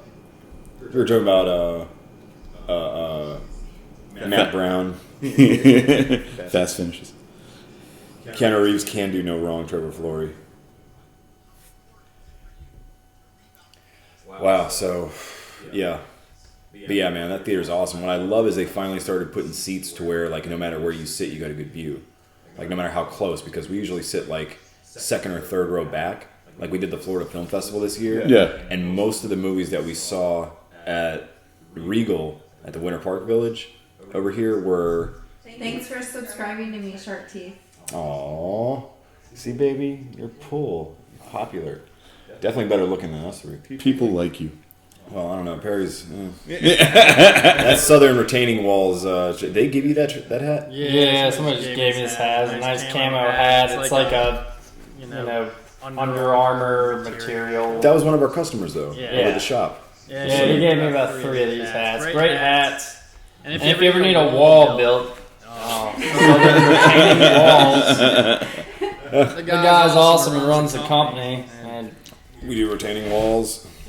yeah, he builds retaining walls. And You know, it's like the Conor McGregor thing, man. He can go in there and just psych a guy out, talk shit about him, and then give him kudos and go over and congratulate him. It's like at the end of the Nate Diaz, like, Conor McGregor 2 fight. Yeah. You know? yeah, you got some great sports and great camaraderie. I mean, great sportsmanship. God. Absolutely freaking Anyways, amazing, man. great sportsmanship, great camaraderie I've noticed in this sport. I go to this gym and I thought everybody's going to be like, yeah, man, I like fighting, doing steroids, banging girls, and my dad touched my wee-wee when I was little. And, those kind of guys. And, I do know a couple people like that. It's all compensation. Somebody... We all, to an extent, do this stuff because something put us into submission at some point in our life. But everybody in there is just, they're beating the shit out of each other one minute and they're going to each other's house to play Xbox the next, and everybody's kind to each other, gives each other pointers. I mean, no real egos floating around. No. I really like the environment a lot. That's awesome, man. Like, you get that, and like you're just gonna get closer. And I noticed to that at your fights too. The guys watching, they weren't. I'm expecting to go in there and be like, "Yeah, man, I'm cycling this, bang this girl this week." Just being fucking pricks. The image you get in your head of these guys. If they do that, no, I'm just kidding. Some of them still They were do. just all good guys. Helping you out, showing up for your fight, giving you pointers. showing support to each other like a team would. It was a good environment. It's one of the healthiest things you can possibly do for yourself, man. And you're absolutely right. The fellowship and the camaraderie are like second to none. And there's a certain bond that you share with people who can choke you the fuck out, or that you're in there and you're banging. You're going through battles. You're walking each other out to the ring for their match. You're watching them win. You're watching them lose. You've seen them at their highest and at their lowest. And then. It's a shame some of these you got these guys like War Machine and stuff painting this awful picture for people who don't know the sport. That's a tragic exception, because the thing about MMA fighters is that like Tank Abbott, people didn't realize that Tank Abbott had a 4-year degree from a fucking college. That he was college educated. People didn't realize that MMA fighters hold more college degrees on average than a lot of other athletes or other people. They actually tend to be quite intelligent people, articulate and intelligent people. And unfortunately, that is, an exception. That people that do shit like what John Jones had done, and what had Matt Brown or any of these guys, they're actually exceptions to the norm. And it's interesting. What were you going to say? No, nothing. I was just saying that the problem with the exception to the norm is that the squeaky wheel always gets the grease. You could look at this in any facet of life: comic books, politics, TV, movies. It doesn't matter. Religion. It doesn't matter. The thing that gets the most noise invariably is the thing that does not represent the majority of whatever it is. Comic books, great example. Frank Miller had a lot of different crazy imagery in Sin City. There was a lot of swastikas. There was a lot of really out there stuff. Frank Miller instantly is a Nazi now. Doesn't necessarily, one had nothing to do with the other, 6 had nothing to do with 7, doesn't matter.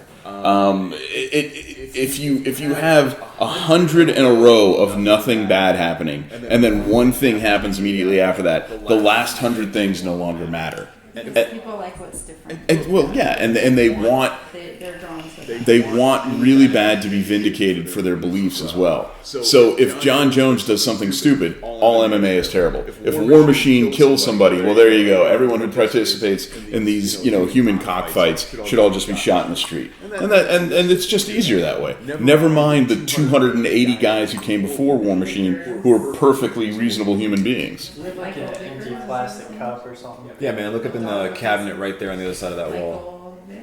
Yeah, Mike Vick. Oh, Mike Vick. Mike Vick. Oh, we want to hang him, dude, for what he did. And it's funny. Mike Vick is one of my favorite stories because here's a guy who got caught for doing something horrible, served his actual sentence, and to this day can't get anyone to accept the fact that he went to prison, to federal prison. He did his time. He did his time. But he's still the poster boy for doing everything wrong in the NFL. Now you go all the way to Colin Kaepernick, who had a political view that a lot of people were really not happy with. Bro can't even get a job. Now, he's not as great as Michael Vick ever was. In fact, he's an okay backup quarterback if we're being honest. But dude can't get a gig, and Michael Vick, who went to actual prison, did. I do. It's funny. Yeah.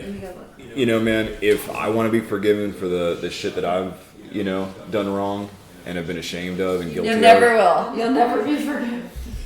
And that's kind of like the attitude of society. Yeah. Well, if I want to be forgiven, I need to forgive others. Well, there's that, but That's the bottom line. I think if you end up serving your time, if you do the job, people are more reticent to let it go. You have to do it though. It's whatever. When I was 18, 19, 20 up till 21, I can't believe I made a bunch of bad choices, did a bunch of sketchy shit all the time, and I got even incarcerated a few times. Come on, have some Pepto-Bismol and come and tell us about it, dude. People. And it all started with a bottle of Pepto-Bismol. That dude has had 50 fights? Jesus. But what I'm saying is there's still the guy, I ended up getting my shit together in school. Yeah. Taking my job seriously, reaching out to family, trying to be a better friend to my friends. And there's some people that just are like, nope, because of what you did when you were 19, although you're 26 now, you are just scum, you suck, and you shouldn't have any opportunities. I still have people like that in my life, but majority of people see that I lost a good portion of what's supposed to be the best years of your life, in institutions and all that stuff, and I did my time and I served and I changed from it. Well, that's what you're supposed. That's the point. That's what you're supposed to do. Yeah, I mean, and you know my story, dude, and like that's exactly what happened. Is I went, dude, man, that is like no way to live, and it's all. Even Joey Diaz said the same thing. He was like, he's sitting in prison, and he said the thing that changed was that he realized that it was all his fault, and that it's time to stop blaming others. He had to be accountable for everything that happened. Who is that? Who's that? This is the dude we're about to see. This is for the interim title. Ooh, What's his name? I don't know. We're about to find out. But he's they're all holding up the Australian flag and holding up like giant cutouts of his head. This is like a young looking dude. But yeah, man, like I know who you are. Like and I've told you, man. Everybody, nobody ever has a bad thing to say about you, man. They love you. But it's what. Oh, Alan Joban. Oh wait, is that who's about to fight? Alan Joban? Or is this the next UFC? Jordan Mine? This is the second time they've promoted something that I didn't end up watching. A while ago, Buddy said, "No, I'm sorry, I'm on UFC 213." Oh, okay. No, Alan Joban, fine.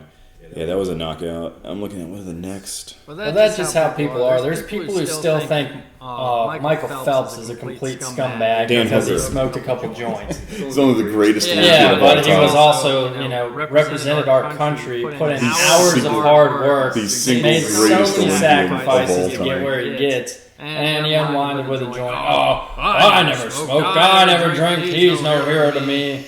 I guess there's always those assholes out there. That's hypocrisy, though. Like, that's hypocrisy for you, because anybody who, if there's a word for it, someone's done it. There you go. And, if you've thought it, then, it exists. Everybody's done something, dude. If you haven't really stolen anything, you've probably stolen people's time. It's just, I'm sorry, but, like my grandfather used to say, man, there's only one perfect person, and they killed him.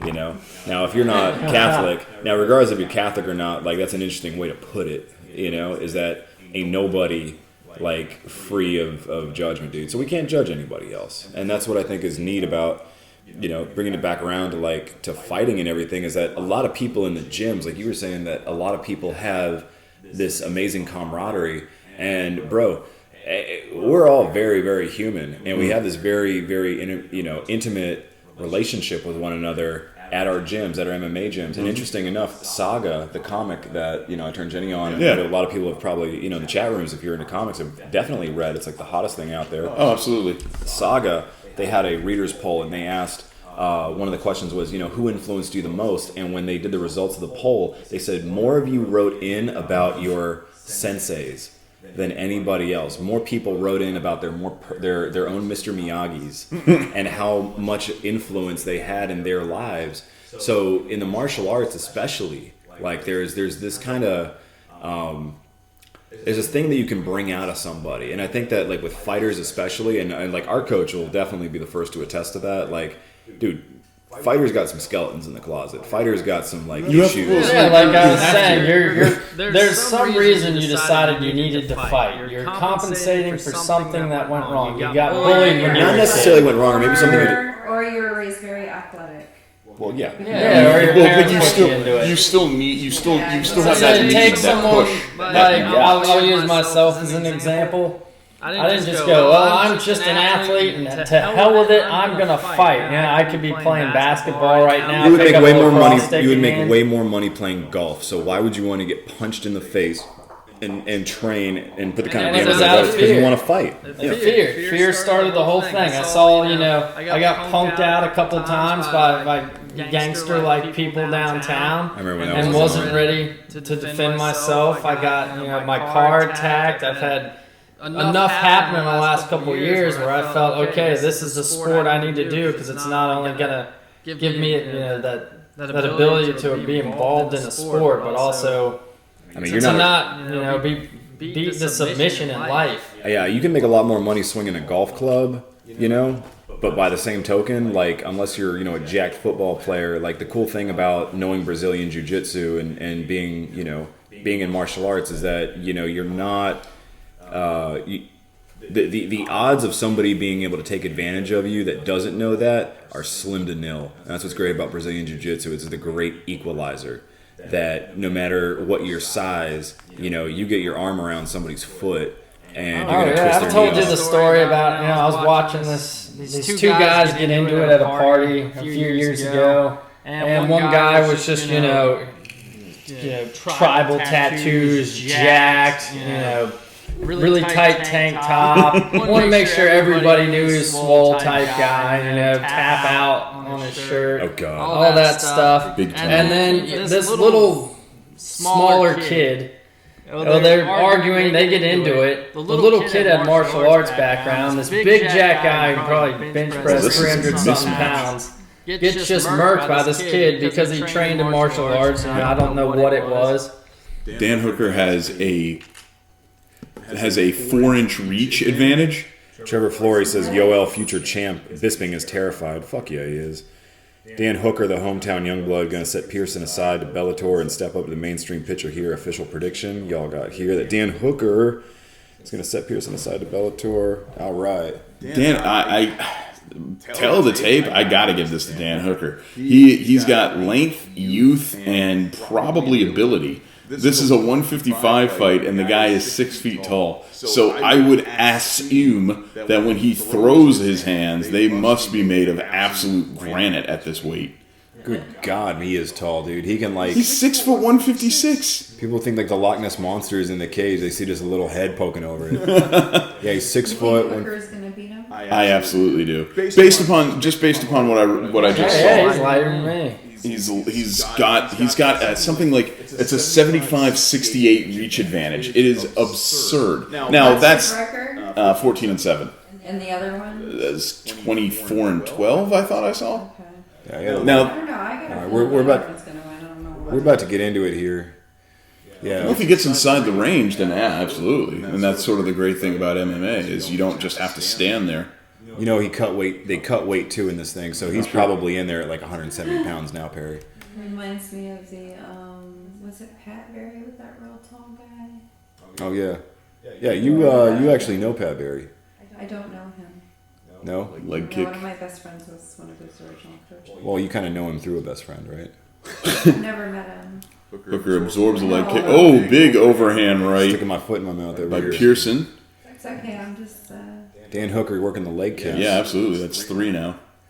I would, too, with a range like that. Absolutely. You got to take advantage of that. There's no reason to Put your big toe in his ear. Now, the thing with... get inside. The thing with Pearson is that that's exactly what he's doing. Is Yeah, 100%. And he's getting inside. He got inside with a huge overhand right that I think may have gotten Hooker's attention. Hooker's controlling the ring, reaching out for he easily sidesteps an uppercut. Nelson, where he goes and knocks him. Hooker's got his hands real low and real Yeah. open, though. That could... That's the second time that Hooker's gone for a straight kick and got his foot caught. He's got a good reach.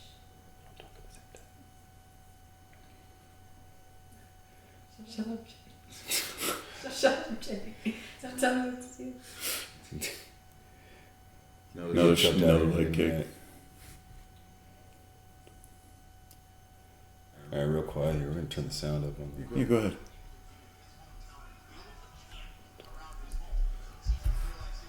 Hooker now actually using his length like we all figured he would.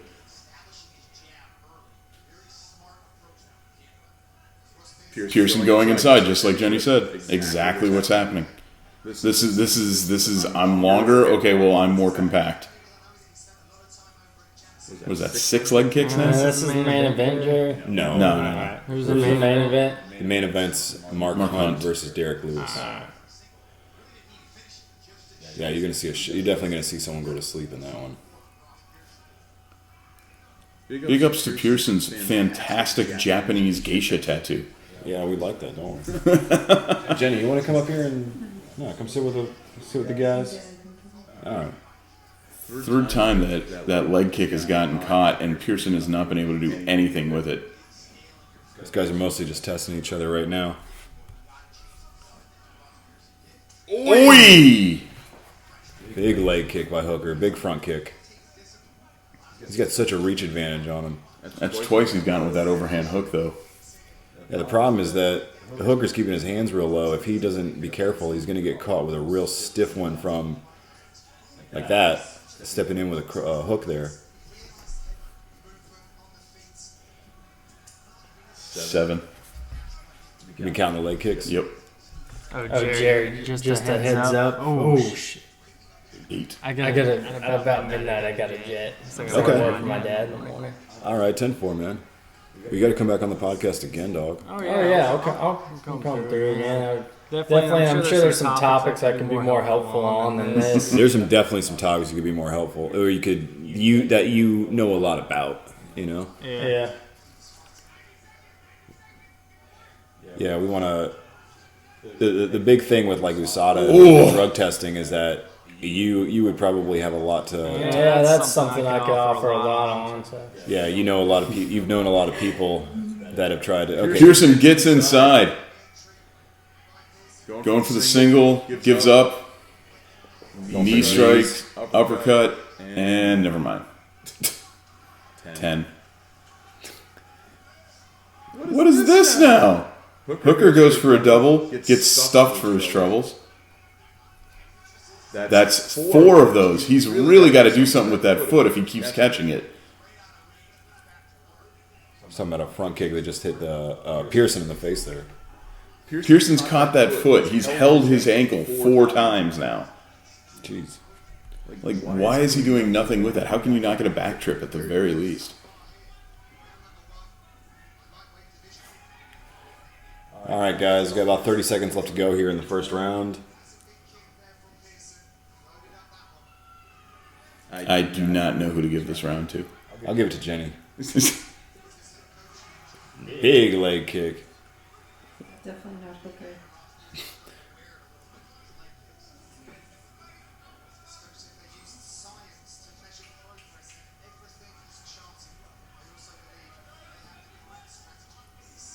See if somebody can win the round in the last 5 seconds. Big front kick by Hooker, and that's it. That was kind of close. That was a very, very close first round. I genuinely do not know who to give that round I to. don't think Hooker got it. You don't think so? No, I think definitely the other guy got it. Well, did Pearson do enough damage though? Like there was. He had more strikes. Let's see what the stats say. Yeah, go to the stats. Because he had 10 of those thigh kicks did Hooker on Pearson. All right, let's see here. Dan Howard live stats. I'm not seeing. Yeah, they're putting the ice pack on his leg. Ouch. Oh, did you know that? How much that probably stings? Oh yeah, without question. 2. Let's go, guys. Where's the details of our? Okay, here we go. 5. Big leg kicks. So Hooker lands 36 of 76 strikes. Pearson only 15 of only 46. Total strike percentage. Hooker had 47. Pearson 33. Significant strikes. Hooker lands 32 of 72. Pearson 15 of 46. So that round is actually going to go to Hooker. I think Hooker's just landing that leg kick is leading for it's setting up everything, and I think Pearson knows he can't just keep standing there and getting kicked in his thigh. Yeah, well, that doesn't necessarily mean he won that round, but still with the... Ooh, Pearson came in with a nice sweet straight down the pike. Shout out to Shark Teeth that says Jenny looked great that round. I like that. It's good. So Hooker is just... Pearson goes in for these big sweeping hooks and uppercuts, and all Hooker does is basically feint back, and that's really the end of it. Head kick. Pearson really using his legs, and as well he should. Yeah. You could tell with him, he's just throwing out those little pity-pat jabs. Mm-hmm. What he's really setting up for are those big, long kicks. And with the length of his legs, he has so much more snap and so much more power, like a whip when it cracks at the end of it. And if he catches him with his foot, yeah, and Pearson's legs looking very red too. Oh, yeah. Yeah, Hooker fighting with his hands kind of real low here. Pearson just doesn't seem to have the range to catch him with anything significant. So he's throwing a lot of stuff, but he's not really landing anything. Whereas with Hooker, he just landed a good one too. The cross jab combo. Hopefully his corner gave him some advice that would translate into some. Like stop getting us. Nice liver punch though. Yeah, like stop getting kicked in the leg. Jenny needs to be sitting here commentating. You told me to be quiet. I didn't tell you to be quiet. I said just don't walk over anybody. Pearson's getting he's Jenny won that first round. Pearson's opened up Hooker's nose pretty good. Has he? Yeah. Oh, big strike there. Oh, but Hooker's out. No. Why'd you stop? Hooker's face is slowly becoming a nice shade of rose. Yeah. He's got a little blush going on. Gives me hope because he's got a bigger nose like me. And his mouth's open. That means his nose is broken normally. Looks like somebody just colored all over Pearson's body. Got that sweet Steve Bannon going.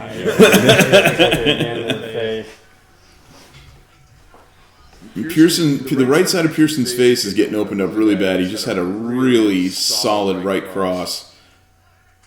So, I mean, Pearson's opened up, Hooker's opened up. Neither guy can get a takedown, evidently, because no one's gone for it in the second round. Yeah, it looks like we're just going to have a striking match here. Front kick by Hooker.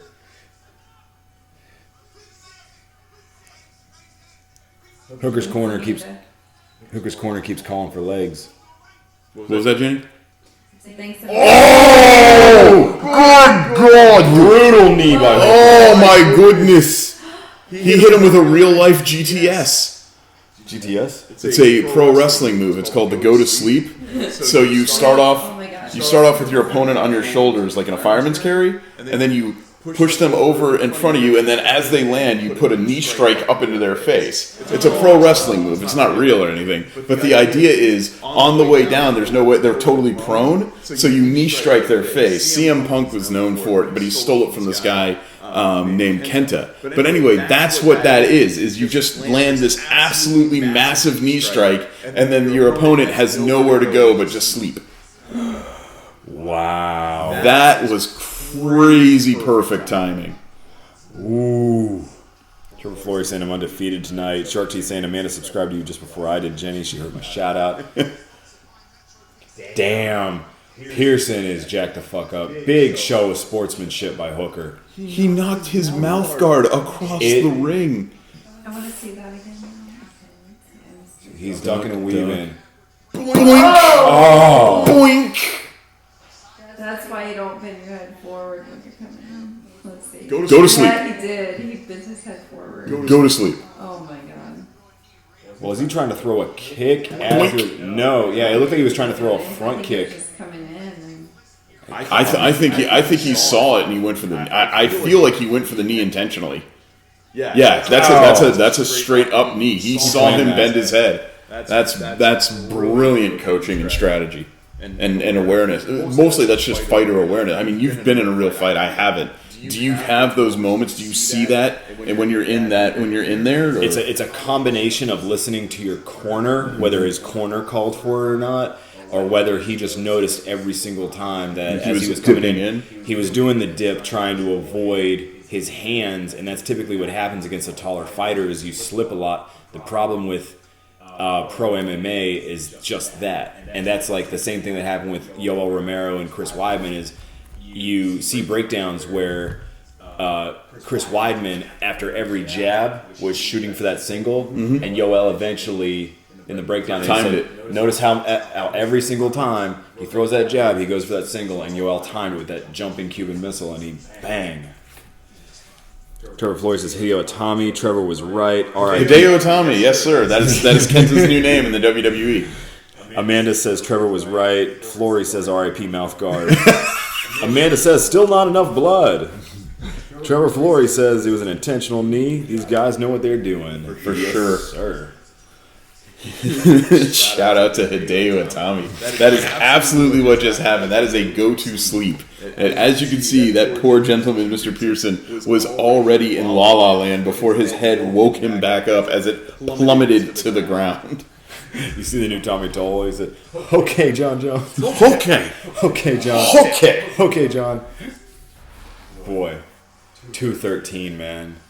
213. Yoel Romero and Robert Whitaker. That could be fun. Someone's going night. That could be fun. Someone's going night. This fight night has been phenomenal. We saw 2 30-second fights, a 3-round clinic, and then we just saw a guy's mouth guard go into the 7th row. I don't know what else you're looking for in fights. This is fantastic. We still get to see Hunt. Yes, And we still get to see the Super Saiyan Samoan Mark Hunt. That's what he calls himself. He just calls himself the Super Samoan. Yeah, he was a super. Now, question: Did Pearson's tooth also find its way into the 3rd row, or was that just the I mouth hope guard? not. Jesus. Well, we got. I hate seeing people lose teeth in that. It's my biggest fear in fighting. It happens, man. They get him cracked. Winner by KO, round 2. You had any dental damage from fighting yet? No, actually, no, that's not true. I got kicked right here with a head kick. You don't wear headgear? No, I was wearing headgear, but I got kicked so hard. This was like when I was like 18. I got kicked so hard on the side of the head like this, and I felt my tooth, and I had a little piece of my back molar had chipped off. Oh, that's not too bad. And it was just, I think it was just the way like my teeth are.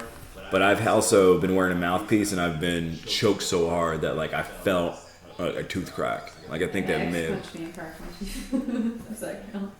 Can we just set up a fight with you two? Listen, if anyone gets into a fight with Jenny, I'm taking Jenny. I have rolled with her many times. I do not do well. It does not go well for me. No. I seriously want to watch you like just beat his ass one day. I should. My best. I've ever told you my best technique against her. No. Is I have to wait for her to pull guard, and then I just go butter pad, and I just outweigh her by a solid 150. So as long as I'm like, yeah, It's become a gelatinous mass. that's right. That's right. I blob her, and she has no way to get around my absolute weight I advantage. don't remember that. Oh, this just happened. Yes. Oh. You can't do anything about the fat roll. The fat roll is an unstoppable maneuver. Now, Size, it doesn't matter. size is the only. Now, here's the thing: if I don't get that, if I don't get on like absolutely like splayed out, I'm a dead man. I'm an absolute dead. She won't tell me how she did this. One of the first times I ever actually like legitimately rolled with her, we were sort of side by side. At some point, she got a hold of my wrist, and the only thing I knew after that was my entire chest and head hit the floor. We were literally like I just. flipped you over. I couldn't tell you how it happened. Where were you? We were in the cage. Okay, and she had your back? No. We're basically I was like on this. the bottom, Yeah. right? Yeah. And I'm thinking about what I need to do, and I have no idea what I'm going to do. And all I know is I feel her grab my arm, and the next thing I know, I'm good. I don't know what happened, but I'm just going to go ahead and say that this is over, and thank you. And She's a beast. She's an absolute beast. A monster. A monster. She knows that we were training this week, and we went for a roll, and she had this forward pressure that just put me right on my ass. Yeah. Just coming right, straight forward, boom, and like, try and get up, bitch. You know, like, I can't get up, can't move forward. Well, you were getting aggressive. I was getting aggressive.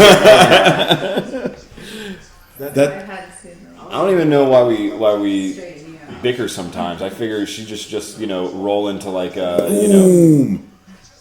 roll into like some kind of little scissor throw and just do a little leg lock and go, it settles it. Well, one of my favorite things about jiu-jitsu, period, is, of course, our coach, he weighs a lot less than me. Oh, yeah. But I remember one of the first things he ever showed me, he got a hold of my neck and the plum and did the whole, what do you call that? What is that? The clinch, but it's a bird. It's a flamingo or something. Yeah. And he just sort of controlled my head and neck in a way that he just moved me about the ring. The tie clinch. So, he takes a guy that easily outweighs him, wraps him up, and he just moved me around the ring and just twirled me around like a pizza pie. Mike is the Darth Vader of jiu-jitsu. It's so we all amazing. say it. He's It's like, so I'm just amazing. waiting for him to like force choke somebody and tap him out. He really would. He Jedi mind tricked me because okay, I'm a white belt. You'd be a white belt too. When white belts fight, you can see them across the gym because there's arms and legs and everything's going crazy. Mike, he wants to see how I'm doing. He's a friend. He wants to gauge me that I'm learning anything. Yeah. So he just waits. He just sits there patiently, and he wants me to attack. But as a white belt, I don't know to attack. So I'm just sitting there, like, waiting for him to attack me. And he basically tapped me out because I didn't know what to do at that point. Like, why is he not attacking me? I don't know what's going on. No, he doesn't care. He's just like, He'll wait on you. do something, man, because I'm just going to do something to you. It's like the whole like joke, like a black belt. You didn't pass him; he allowed you to move around. That's exactly what He happened. wanted you to move. He wanted to see if you were able to get the pass. Derek Brunson here. So we know. So getting to this, Derek Brunson was the guy that lost a controversial decision to Anderson Silva over there at UFC. I think it was 209, and then. Here we got Daniel Kelly. Daniel Kelly looked like he's going to have a little bit of tea and a glass of milk and Head to bed. And it's getting late. He's going to finish his job. Yeah, it's getting late. Daniel Kelly going to. So I kind of envisioned us doing like a little montage of like Daniel Kelly spoofs. So Daniel Kelly is going to take his kids to Chuck E. Cheese after he wins the fight. I was actually going to say his grandkids. Daniel Kelly celebrating at Chuck E. Cheese after he wins because he's got his grandkids with him. Derek Brunson has taken down Yoel Romero before. Derek Brunson is a takedown artist. Now, Daniel Kelly is a judo master. So I'm really... Real quick, it's my time. All right, man. Thank you for joining us, Perry. Everybody in the chat room. Tell everybody on the MMA Guys goodbye. Y'all have a good night. I gotta get to bed. We got a seat for you. Come on. Thank you for the coffee and hospitality. You're Great. I love y'all's new house. Isn't it awesome, man? We'll kind of come over. Especially these magical angels. Yes, dude. I couldn't take my eyes off The them angles. the whole time. They're beautiful, Wondering bro. why I was so quiet. Come on over and we'll hit up the smoker. We'll bring Austin and everybody over. Sounds good. Have All a good right. night. Be safe, Perry. Bye. Let me know you got home all right. Okay, so Amanda says Holly versus Beth. Yeah, Who Bet. wins? I always root for Bet Kohea just because she has the greatest name in fighting. I like Holly Holm for the fight, but I think... Okay, here's the problem. Holly Holm is the name that ended the name, right? Yeah. So she has a lot more to lose here. So I could see Betch actually going through and But taking her. Rousey beat Beth, so Did Ronda lose to Holly Holm, or did Holly Holm beat Ronda? Holly Holm beat Ronda. That's what I would agree with. Now the problem is that Holly then loses her next fight, and everything goes out the window at that point. I don't know who you would take. I'm just going to I take. think Holly wants to win so bad, and she has to win, or that's pretty much. She's got three in a She's row. got 3 losses in a row, so she needs to win this, or she's pretty much. I don't know. But Beth is a brawler, so we'll see. Well, so in that pretense, then, who do you? Because I would absolutely differ to your judgment in this situation. Who do you see? Who do you like versus who do you believe? Well, I would really like Holly to win. Okay. But with her losses recently, there's no guarantees. So, and that's why I She would has take to really Betch, be honestly. smart. She has to do it smart, like she did with Ronda. Play it smart. Yeah. Don't let her in the inside. Well, as we just saw, if you have the reach, use it. Ladies and gentlemen, if you'll excuse me for a moment, I will be right back. I think Beth just has a nasty attitude. Well, sure, But but she's a good fighter. there you go. Like, is a nasty attitude enough to warrant her not being the winner, though? No. Do you think Betch I has think it's a? gonna be I think Holly's gonna have a hard time. Unless she plays really, really smart. Do you think it's a puncher's chance, or do you think Beth has a legitimate shot? Like, No, Beth definitely has a shot. She's only lost 1 fight. I think she's lost more than one, but I'm not sure. I don't genuinely know. But Yeah. I'm pretty sure she's only lost to Ronda. But I could be wrong. I don't know how to use this phone. I can't see what chat is up to. Oh, here you just. Google. I only know how to use iPhones, so and it's because I don't understand technology.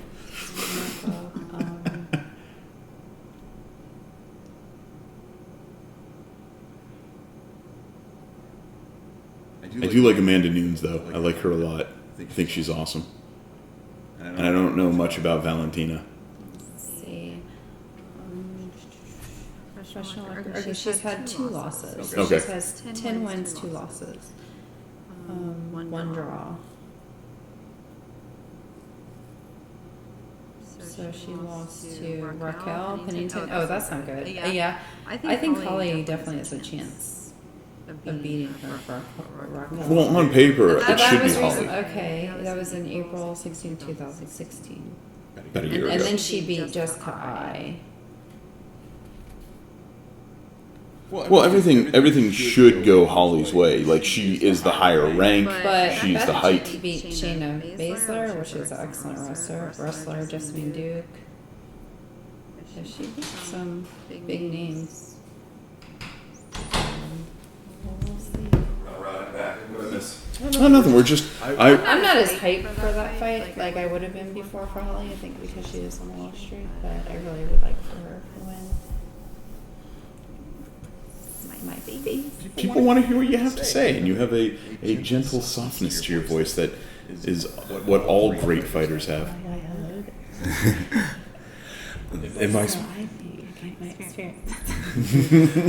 well, my experience. It's gonna Hunt is gonna get mounted. knock him out. Hunt's gonna knock him out. That would be interesting to see. Well, Mama said knock him out, so. Well, exactly, of course. I was trying to figure out what chat was up to, but I have no idea how to use your phone. Oh, I got you. Here. Here, I'll pull We up. were looking up. Let's see here. Betch Kohea calls Trevor Floyd says Betch Kohea. Amanda laughed at the end the name that ended the name. Trevor Floyd says, who isn't rooting for Holly? It's just tough because she sucked so bad recently. I'm with Betch, but no, I don't like her, says Amanda. Trevor Floyd says, Betch Kohea. Betch. Betch. Actually, no, it's pronounced Betch. Oh, I didn't know. Betch Kohea. No, it's just her name. Betch Kohea. It's like Honda Housey, if you want to Trevor pronounce it. Flory says, I'll be honest, I'll do anything not to see Betch shake her nasty ass again, so let's go Holly. Amanda says, P.S. My first date with Shark was Ronda versus Betch. Oh, well. Shevchenko versus Nunes is going to be a banger. 2 powerhouses, but can't bet against my baby girl Nunes. Nunes is a... Daniel Kelly does not deserve a 15th rank. He just beat one of the greatest champions in the last 10 years. I'm sorry, that's not fair. Like, this guy was supposed to be a walk in the park for Rashad Evans, and it wasn't, and he even lost, and reasonably lost. Yeah. 15 overall, that is terrible. This man is a top 10 fighter. I don't care that he's 58 years old. I don't care that he, has to take his grandkids to a number of Chuck E. Cheeses. I'm not interested in the fact that he was alive when they signed the Declaration of Independence. All of those things do not matter. When you take out Rashad Evans, you deserve respect. Deserved to at least be in the top 10 there. Derek Brunson's no pushover either. Lost what was said to be a very controversial decision against help me out here. Spider Silva. Yes. Against Silva. Yeah, he's saying it should be higher. And people in the room agreeing, dude, that Rashad Evans fight was such a banger, dude. I remember we were there, we watched that. And yes, by the way, that was 208 that you were talking about. And 0 of us gave Daniel Kelly any shit. We made a highlight reel of all the jokes we made about Daniel Kelly. Yeah. And briefly before that, I look over at you and I'm like, what happens if he beats him? Yeah. What happens if a 39-year-old man beats him? And sure as shit, he did. He, for all intents and purposes, he may have ended Rashad Evans' career. He didn't like finish him. Okay? No. So he didn't. But Now, how old is... Yeah, thank you, Silva. Dan Kelly reminds me of that one tough dad that every neighborhood had growing up, says Adam Salmons. It is a tough one to call. Now, how much older... Here's what I want to know. How much older is Derek Brunson? Here's what I think, though. Here's honestly my opinion, and I think that a lot of guys... I think a lot of the folks in the room are going to agree that Derek Brunson's wrestling is going to be too much for Daniel Kelly. And so what's going to happen is that Daniel Kelly is going to get taken down. We haven't seen his jiu-jitsu. Well, that's sort He's of 14-1. Well, remember Rashad would go for the takedown. Dan Kelly. Oh, yes. He would go for the takedown. I remember Kelly would either stuff him or he would throw the judo, the hook, and we would all just sort of sit there and like, what is happening? What is going on here? He's got old man strength. He's got old man strength. He's got old man stamina, and then you even feel worse because he doesn't. Why is this man who was alive when God said, "Let there be light"? He flipped the goddamn switch, and why is this man not running out of gas? What is happening? Because he remembers New Coke, and he doesn't ever want to see it again. Now, Daniel Kelly's takedown average is almost 1.95 per round. So that's 2 takedowns around. His takedown accuracy is 35%, very good. That is very good. His takedown defense is almost at 80, and his submission average is very low. So he doesn't throw a lot of subs. He observes about 4 punches a minute. His punching accuracy is at 40%. His strike defense is at 65%. He's got significant takedown. Let's see how it stacks up against Brunson, though. Brunson, 33 years old, so 6 years the junior, 6'1", 77-inch reach. Brunson has a 100% takedown defense. Has never been taken down in the octagon, at least, or in pro MMA. His takedown accuracy is at 32%, and his takedown average is 3.3, so 1 point percentage higher. So we got ourselves, actually, this is a pretty good matchup for these two. So let's see here. They both have about the same takedown accuracy.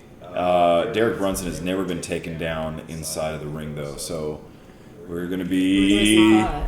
Who has Derek... yeah, that's actually what I want to know, is who else has Derek Brunson fought? Anybody in the rooms might be able to know. Big wrestlers? Oh, he fought Yoel Romero. He actually took Romero down. All right, let's see here. So he won that? Let's pull up his Wikipedia. No, he didn't. Let's pull up his record, actually. All right, so... let's start at the bottom here. Nobody really significant. He was on a 9-fight win streak. He then lost to Kendall Grove and Jacare. He then went on to beat Chris Lieben. Who loses to Jacare? I don't know. He submitted Brian Houston. No. Lost to Yoel Romero. Didn't he lose last time, Jacare? Jacare always loses. He just looks like he shouldn't lose. Jacare was moving his way up. He got KO'd by Bobby Knuckles. That's what happened. The guy that they're actually about to put up against Yoel. So 2014, Derek Brunson gets TKO'd by Yoel Romero. He goes on to beat Lorenz Larkin, Ed Herman, Sam Alvey, Rowan Carreo, Uriah Hall. He TKO'd Uriah Hall in 2016. He lost to Robert Whitaker via TKO, big shocker there, and then lost via unanimous decision, depending on who you ask, Anderson Silva at UFC 208. Daniel Kelly, let's look up his record, though. Let's see. 13 animals. Oh, here we go. Are they about to walk him out? I think they're already in the ring. That's no joke, man. So no height, no weight. The reach advantage is astronomical, though. 7-inch reach advantage on Derek Brunson. One inch. Some people just, naturally they've got a huge wingspan. I don't have long arms. I don't have long legs. Yeah, I have a long reach. I don't. It's just all stubs. I typed in Daniel Kelly. I got Daniel Stewart computer repair. Maybe that's his business. Daniel Kelly is literally what would happen if Brett Favre was an MMA fighter. It is frighteningly accurate.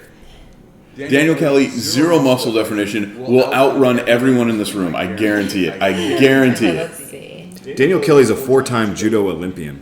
Good God. Daniel Kelly. Daniel Thomas Kelly, born 39 years old. Other names. Dad. That's fabulous. Dad. That's fabulous. Dad. So here's the thing. Derek Brunson is essentially, for all intents and purposes, this is Rashad v. Daniel 2.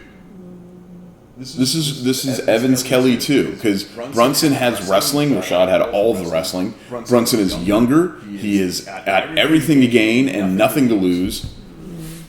Now, Daniel Kelly coming off a 4-fight win streak.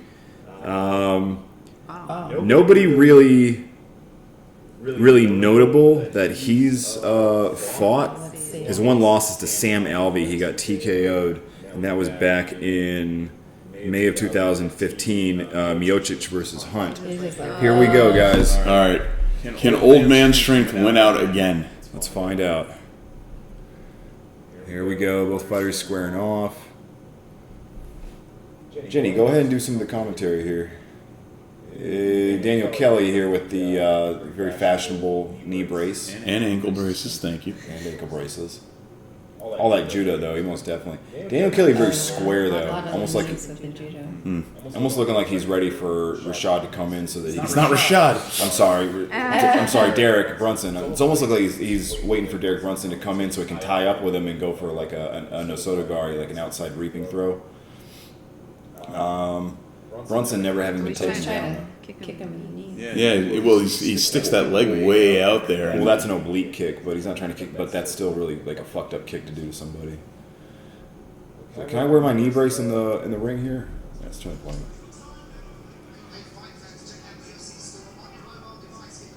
Check out the UFC store on your mobile device.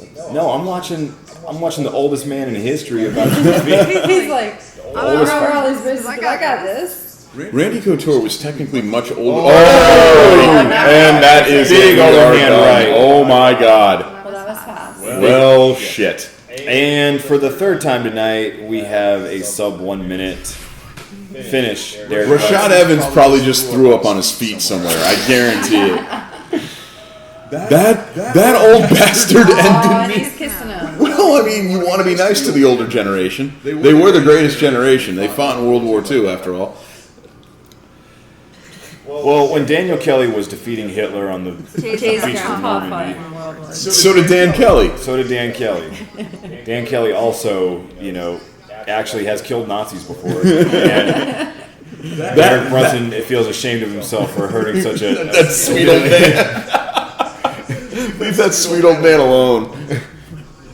This is what we expected from Rashad Evans, and it didn't happen. Is Rashad Evans a southpaw? I don't know. I'm sorry, Derek Brunson. Kelly just Derek Brunson Brunson. wanted to take his pants. He really had to get to He's like, that. I gotta go. We're still going to go to Chuck E. Cheese, man. Don't worry, guys. We're getting pizza, win or What do I lose. gotta do? Daniel Kelly's driving around for 4 hours trying to find it after getting rocked like that by Derek Brunson. What a clean strike, dude. Yeah. I guess they were right to rank him 15, but I still don't think he deserves such a low rank after coming off such a big win. They gave him such a nasty guy, though, man. Brunson coming off that loss. Rashad Evans should have never lost to Dan Kelly, but he did. And I don't think Brunson wanted to any part of that. He said, I'm going to finish this as quickly as humanly possible, and then he did, and now we all feel terrible. And Shark Cheese says, let's go Green Bay. Brunson will get taken down. Old man strength. His biggest win, Lorenz Larkin. Oh, yeah, he did. He beat Lorenz Larkin. Don't talk shit about the Gator. I take his BJJ class in Danbury. Had you bet $100 on Dan Kelly in every one of his UFC fights, you'd currently be up $1,536. No idea what clairvoyant maniac would do that, though. Says Adam Sammons. Adam Sammons, I hope to God you have subscribed, sir. You better come back on the show when we have one, buddy. All right, here we go, man. Final prediction, betting against Kelly again, KO round 2. Well, Trevor, you were 1 round off. Round 1, and there you go. So we're moving on to Hunt versus Lewis. Next one. Here we go with the final one, man. It's only 12:05. These things usually run to 1:30. Well, they're right on schedule though. Yeah. Well, now they got to kill 25 minutes again. They're gonna have an impromptu fight. Oh yeah, they'll bring out something from the undercard just to satiate the crowd. They'll ask if anyone wants to get in the ring and try it out. One more round. Oh, would anyone out there like to come in the ring and, try the hand? They're going to do the post-fight interview with Daniel Kelly. He's going to have a little teacup with a little doily on it. They're going to be changing the diapers. Oh, come on. Oh, that was too far. I do expect him to be sitting with his kids, though, enjoying some pink little plastic teacups. That makes perfect sense. Yeah. Daniel Kelly is going to go play bocce now later at the senior center. Daniel Kelly's going to go back to the senior center. Feeling like, hey. Daniel Kelly still doesn't know that the fight's over.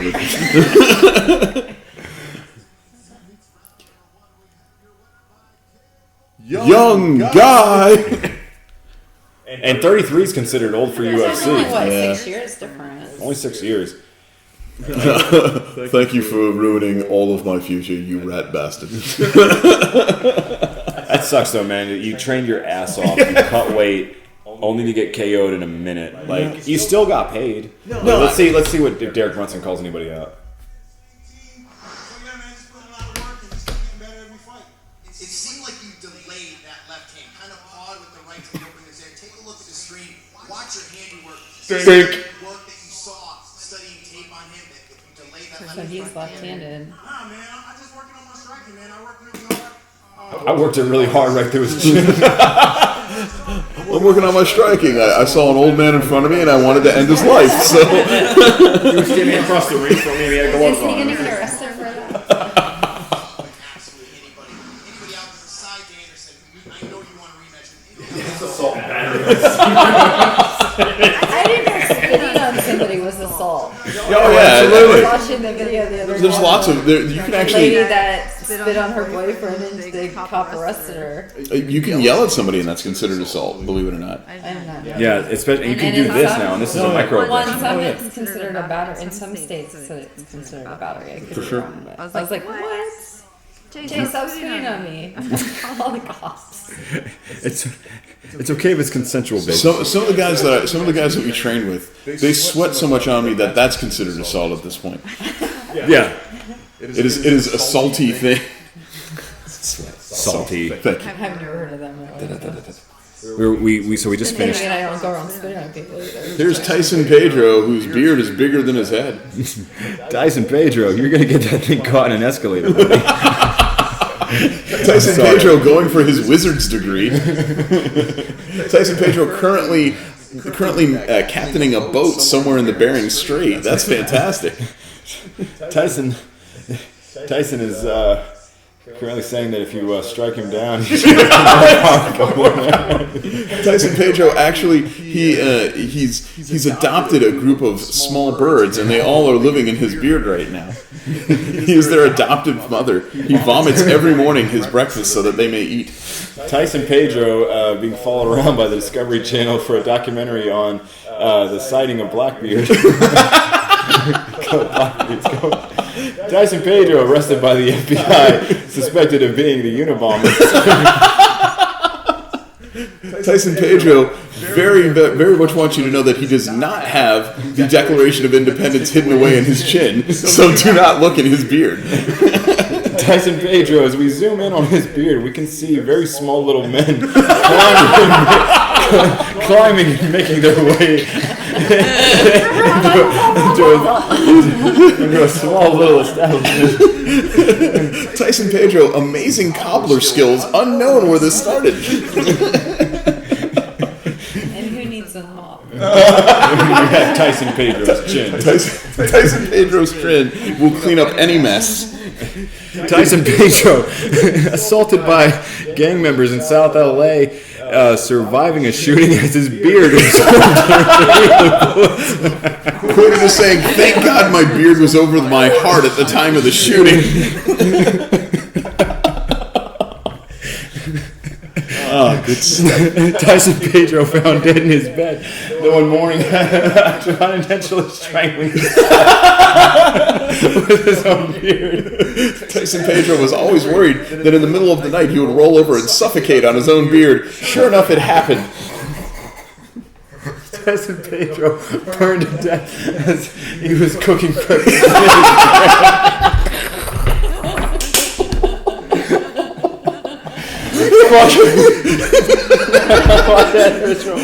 Tyson Pedro horribly scarred while trying to make himself some breakfast, and his blender caught his beard and ripped clean off his face.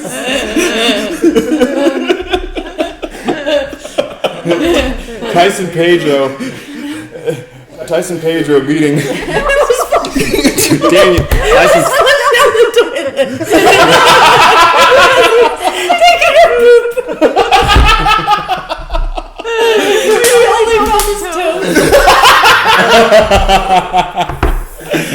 Tyson Pedro,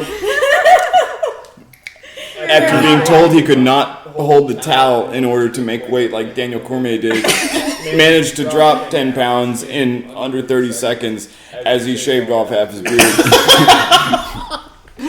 as a man in the rafters hold up his beard.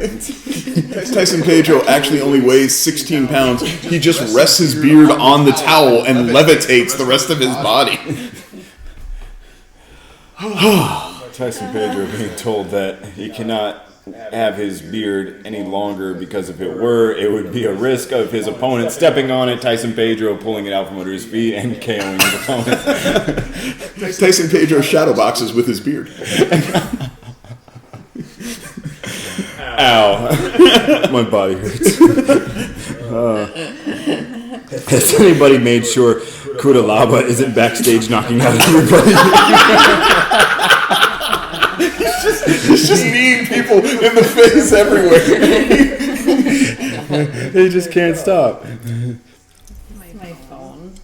Yeah. Is it behind you? I don't know. I'm crying right now. Oh my god. Where is it? I thought it was somewhere nearby. It probably fell down the center. Derek Brunson looks like Shaquille O'Neal, like, got shorter and crazier. Oh my god, look at his eyes. I know. He's looking straight into that camera, like, I'm gonna knock you out, cameraman. Yeah. Derek Lewis, the guy that. He actually looks like a... Brunson. Maybe. But Derek Lewis actually looks like a much more like blown up version of Ray Allen. Both of them have that crazy spaceman head. Yeah. Just all like their eyes start around their nose, and then there's just so much head and forehead. Like a zombie. They look like shout out to MTV's Liquid Television's The Head, if anyone remembers that show. Wow. We need to do a podcast one day where we just pull up like vintage MTV 90s. Dude, are you shit. kidding me? Eon Flux was the only thing that made me confirm that I was heterosexual. You know? I would watch Eon Flux as a kid, and I would know. No, this is where I want to. This is where I want to be. I would watch Aeon Flux from the corner of my room, getting little tingles and going, I don't know if I should be liking this, But I'm liking this. I don't know if I should be watching Aeon Flux because I'm Catholic. And why are you don't think the episodes Like are? 5 Hail Marys. I watch Aeon Flux because I like, you know. Yeah, that little bob cut that she would have, little ears there, and then Charlize Theron. Yeah. Atomic Blonde looks really good. Atomic Blonde is the Eon Flux movie we should have had. Yeah, because the Aeon Flux was so shitty.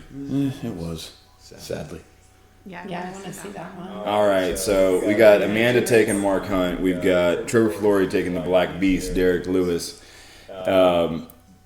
Derek Lewis looking like he don't mind a donut every once in a while. You know, and I gotta say, this main event makes me feel personally fantastic. That is awesome. That it makes me feel great because I'm looking at two guys. If I ever was able to get in any kind of fight shape, that is what I would look like. There is no two ways about it at my age. I cannot shed this. It's Mark not Hunt's going. Mark Hunt's a Samoan dude. He is not a bodybuilder. Well, I'm a sus-manon and we don't lose weight anymore. Like, that's it. It's over for me. I'm going to look like this the rest of my life. It's true. You should see my old man. He looks exactly like I do. He's just got a little bit of a belly. But he's 72, so he can eat whatever the hell he feels like. Right. Dude. Shoot. Thank you, everybody in the chat, for watching. Oh, absolutely. Shout out to the chat. Always making the game easier. All right. We got. Yay. All right, everybody. Stupid shoulder. And Mark Hunt does mind a donut? Hell no. I was just saying that, man. Mark Hunt is like, he's a rotund man. He'd knock your head off your shoulders. Could Mark Hunt, Derek Lewis, and Black Big Beast Country all get into a three-way dance, and the winner gets a buffet? Black Beast versus the KFC They would want to King. win so bad. The KFC. Jay bought some donuts today. I bought some Jay could fucking- eat some donuts. I'm down to 169, dude. Like, actually, no. I woke up at 167.8. Yeah, you were looking really lean when I walked in. I was going to say something. I just didn't think to. Thanks, man. Like, Yeah, post-surgery, I was like, pre-surgery, I was like 173, and now it's And like, I'm cool. like, you look skinny. I can, now it's like I have to, and I'm lanescaping now. Yeah, You look great. yeah, you're gonna, that'll do it. Pushing that goddamn lawnmower all day in this sun. Oh, You yeah. drink water and you're still not peeing clear. You're like, dude, I need to drink more, like, and eat more. So apparently, that's, which makes me feel awesome. Yeah. Which I'm so happy about. Like I said, I remember being that lean. It's the problem with me being that lean was, and you probably don't have the same problems that I did because again, I'm a different genetic version. I'm not supposed to be a lean person. I was eating roughly 1,000 calories a day and just miserable as all hell. I'd run in the morning, I'd come home, I'd run immediately after work. This was when I was a paralegal working at the law firm. And I would eat 6 meals a day, and most of the things that I would eat would be, I would take a piece of lettuce, I'd get some chicken that had nothing on it, just chicken that I pulled myself. And then I'd put a little bit of mustard over it, and I would eat that. And that was essentially what I was eating almost all day long. I would eat 6 or 8 of those a day. What with mustard on it? Just chicken and a lettuce wrap, and that was it. And you were miserable. I hated every moment of it. It was terrible. It's not my body weight. I'm not designed for that. And you don't believe that when you're 23, 24 years old. No. And it's unhealthy for... It's actually more unhealthy. Yeah. I'm doing the keto thing. She saw me, and I was still trying to do keto. Like the morning of my fight, I had no coffee because I thought we were getting a blood pressure test and stuff. And like, I just had no fucking energy. You know something? My next one, after weighing, dude, I'm eating fucking half a dozen donuts. I'm gonna have a nice big meal and stuff, and I'm gonna have coffee and all that good stuff. Because you know what I noticed, man? When you weigh 169 pounds and you don't need to lose 100 pounds. You don't need to be doing fucking keto. No. You know, unless that is the style that you like. And I do eat it that way a lot. Like, we have a lot of, we cook a lot of meat. We cook a lot of, like, vegetables, proteins. We don't eat, like, refined breads. We eat Ezekiel bread. Nice. You know, I got sprouting, broccoli sprouting over there and everything. Like, so we keep it, like, consistent, but we're also athletes, like all of us, some degree. The fact that you're doing jujitsu, bro, like you are doing so much good for your body. Like you look at like these guys that are older that have been doing it for a while, like Mike and Tiago and stuff, and it's like Mike's like, he's a skinny dude, who's like 165 pounds, 170 pounds, soaking wet, but he's so physically fucking strong, and so is Tiago, and Tiago can go and fucking win the Abu Dhabi, grand championship, beat fucking everybody, hungover as fuck, and like, who gives a shit if you have another donut, like the fact is that like there's a point at which like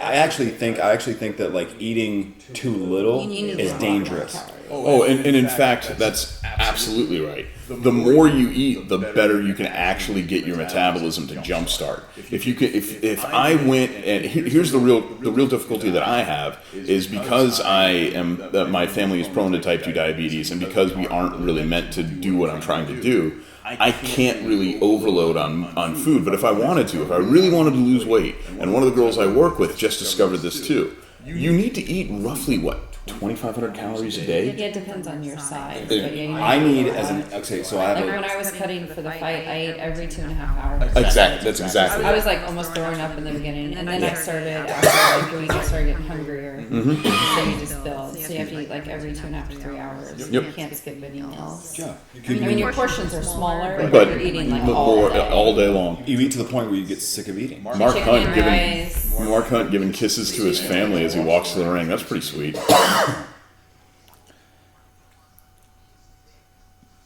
What's up with chat? What are they saying? Anything? What are they saying here?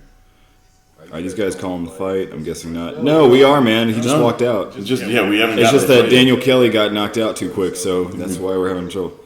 Mark Hunt.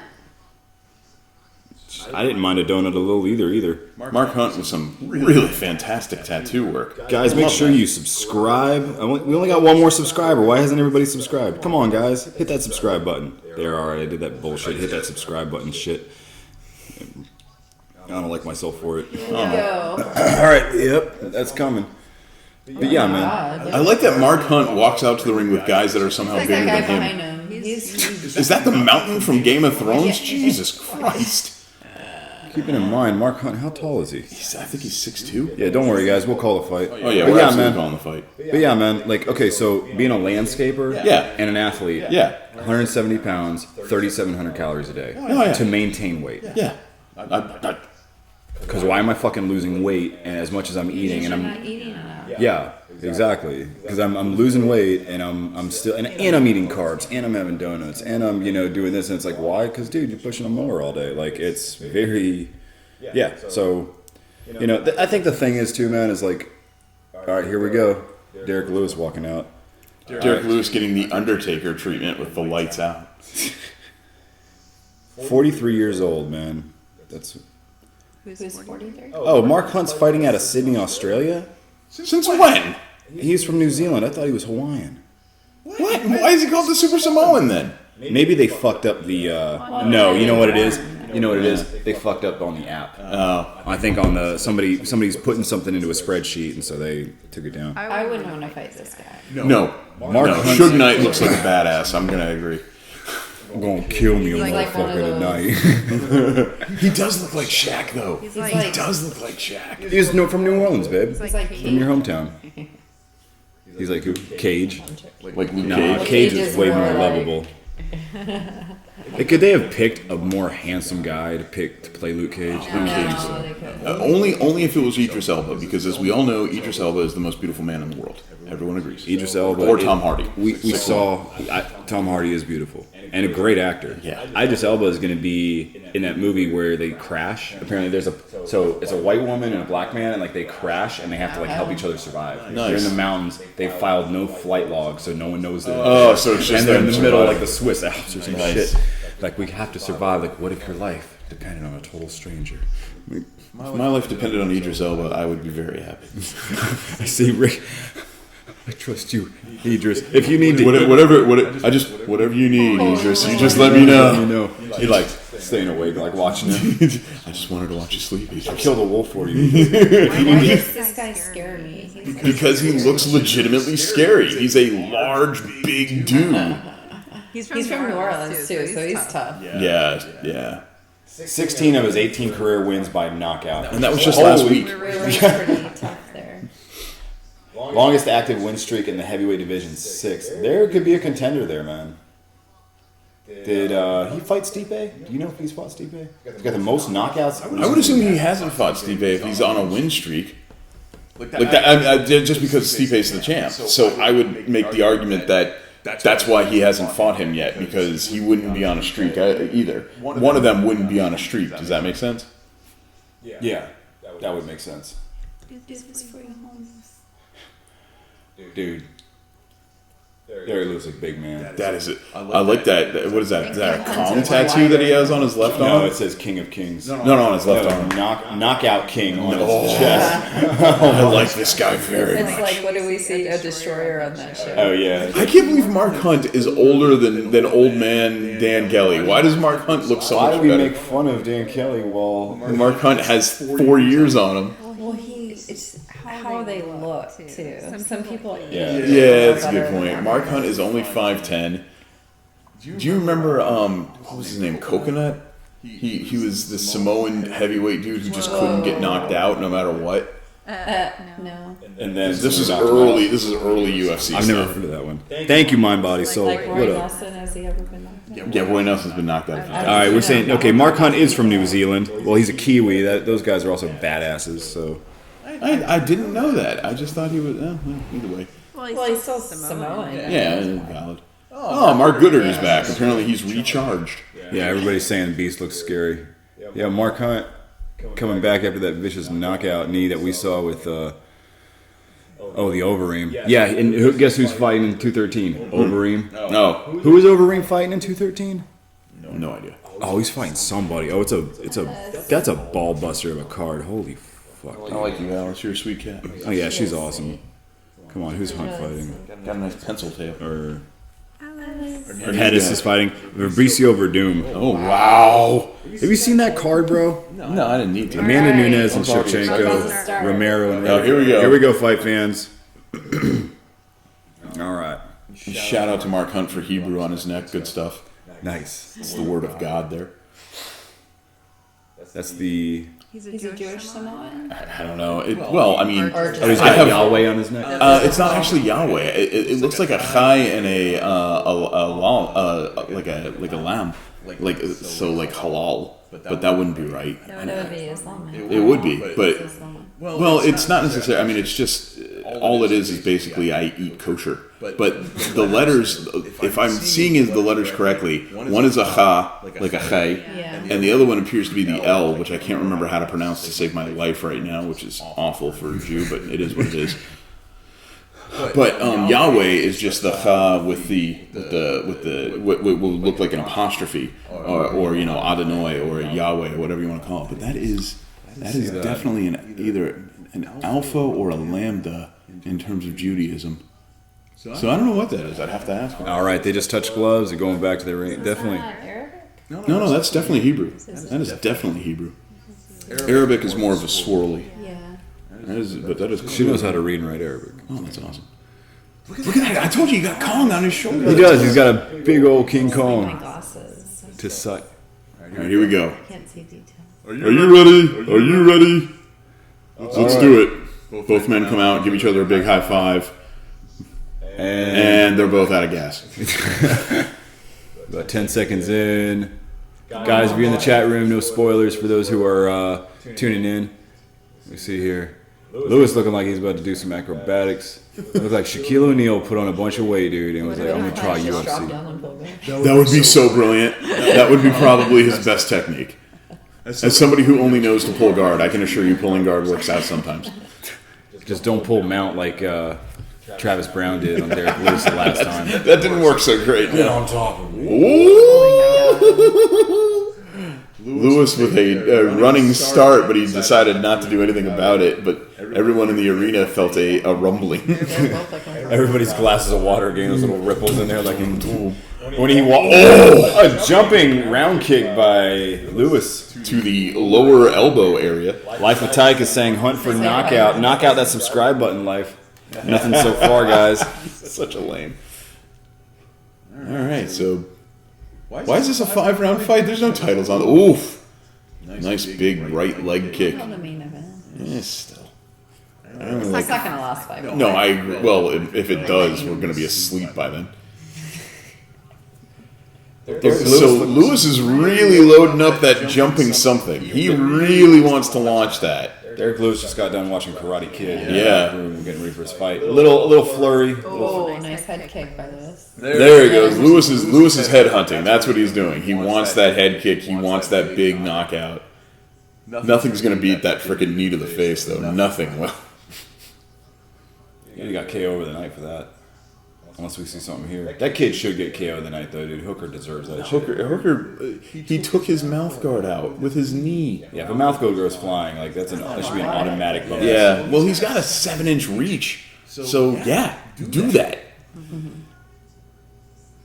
Hunt is moving in, though. I mean, okay, Lewis is definitely landing. Ooh, nice leg check. Mark Hunt checks a leg kick, comes in looking for a knockout. Swings a couple of hooks. And Lewis just brushes him off. Yeah, like, well, Move over. that was very cute of you. I'm gonna look to kick you in the head again, Mark. I'm gonna kick you in that damn ear until your ear falls off your head. I'm glad you're home, so I don't want to take you far. I want to take you far to the hospital, Mark Hunt. I like you, Mark Hunt. I'm about to kick the shit out you. Another head kick by Lewis. Lewis is Nothing. Oh, dirty boxing, very nice. Nice little punch by Lewis. Lewis is so agile. Like he is throwing that leg up there whenever he wants. Is Mark Hunt's leg busted open, or is that a weird tattoo on his foot? Oh, must be a tattoo. I couldn't imagine. I don't even know right now. Like, check the floor to see if he's walking in puddle. No, it's definitely a tattoo. A couple of punches land from Mark Hunt. Yeah, he's got some red on his arm too. And a jab. Mark Hunt's forehead is opened up, however. Little jab cross. Looks like Derek Lewis might be taking a break from the kick game. All right, so number 6, Lewis. Oh. Lewis looking for that spin kick. Just a little too slow though. That foot tattoo is freaking me out. I'm sorry. Didn't we talk about this last time? That it looked like he had a cut, or that his shin was bleeding or something. Maybe that's what we did. Yeah, we thought his shin was bleeding. I appreciate Mark Hunt going with the old school wrestler cut, cutting the middle of his forehead with a sharp device and then putting it back in his gloves. All right, we got ourselves a scuffle here. Both fighters tie up. Derek Lewis lets him go, so I want to play with you some more. Minute left to go here in the first round, folks. Thank you all for tuning in. Hit that subscribe button. Share with your friends. All that good stuff. What do you think, Jenny? Just watching. You're just watching? Nice stiff jab by Lewis. Just waiting for some action. Hunt replying with a I ain't never scared leg kick. Killer Mike reference. What up? Shout out to Killer Mike. Shout out to Burritos. This is a big boy. And open the trunk.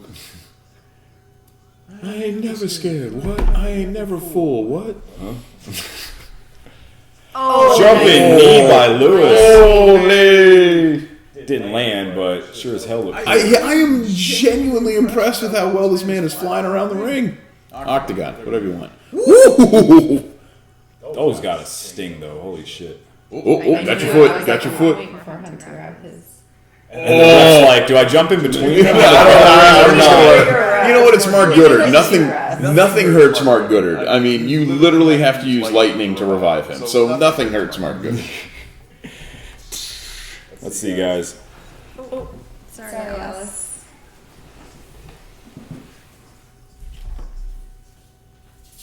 All right, it says your stream has backfeed sound, FYI, so maybe volume on whatever you're watching your stream on. Let's see here. Why isn't everybody subscribed? Come on, guys, hit that subscribe. I mean, you literally have to use lightning. No, there is more than one. Damn, that sucks. Maybe we should just kill that other mic. Sorry, Alice. You want to just kill that other mic? Yeah, let's do This that. one is too close to me, probably. No, it's picking up. I think it's picking up reverb. FYI, so maybe volume on whatever you're watching your stream. Yeah, you know what? That always fucking happens when we have a second mic going on. Just kill that second mic. Just kill that mic. Kill that cartoon. Killing that mic. Let me just put it over here and make it look like I got another mic there. Yeah, professional. I'm not a fan of how he kept backing himself into the cage, but good round one for Lewis. You guys think Lewis Here we wants go, the here we head go. kick? So that they're going back to the check. Oh no, I was right. So that was blood on his foot. Holy crap! Yeah, that's what happened. His foot is bleeding? Yeah. Why does he keep bleeding in that same spot? And why Well, is he there a checked goat? that. Okay, so round 2 starts. Ooh, Another big head kick. Yeah, man. Hanging on to every punch indeed, Trevor. Yeah, this guy... Lewis is looking for the head, man. So bad right now. Fighting like a kickboxer, though. But one that only throws one punch, but it's a good one. One punch man. That's all you need. God. 100 sit-ups. 100 push-ups.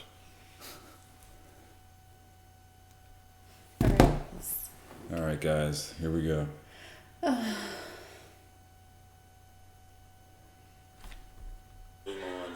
Oh, big overhand right.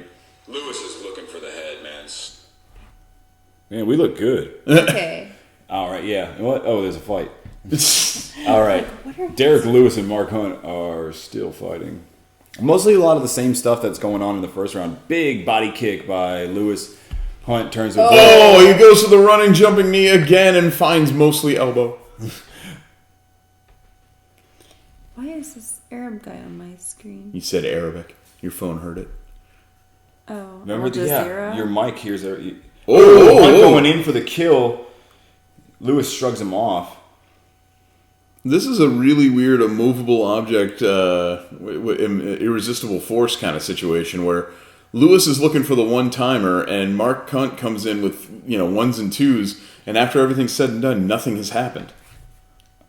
Unstoppable force. Immovable object. Yeah. Irresistible force. July 8th, my birthday, man. UFC 213. That's going to be a scrum, dude.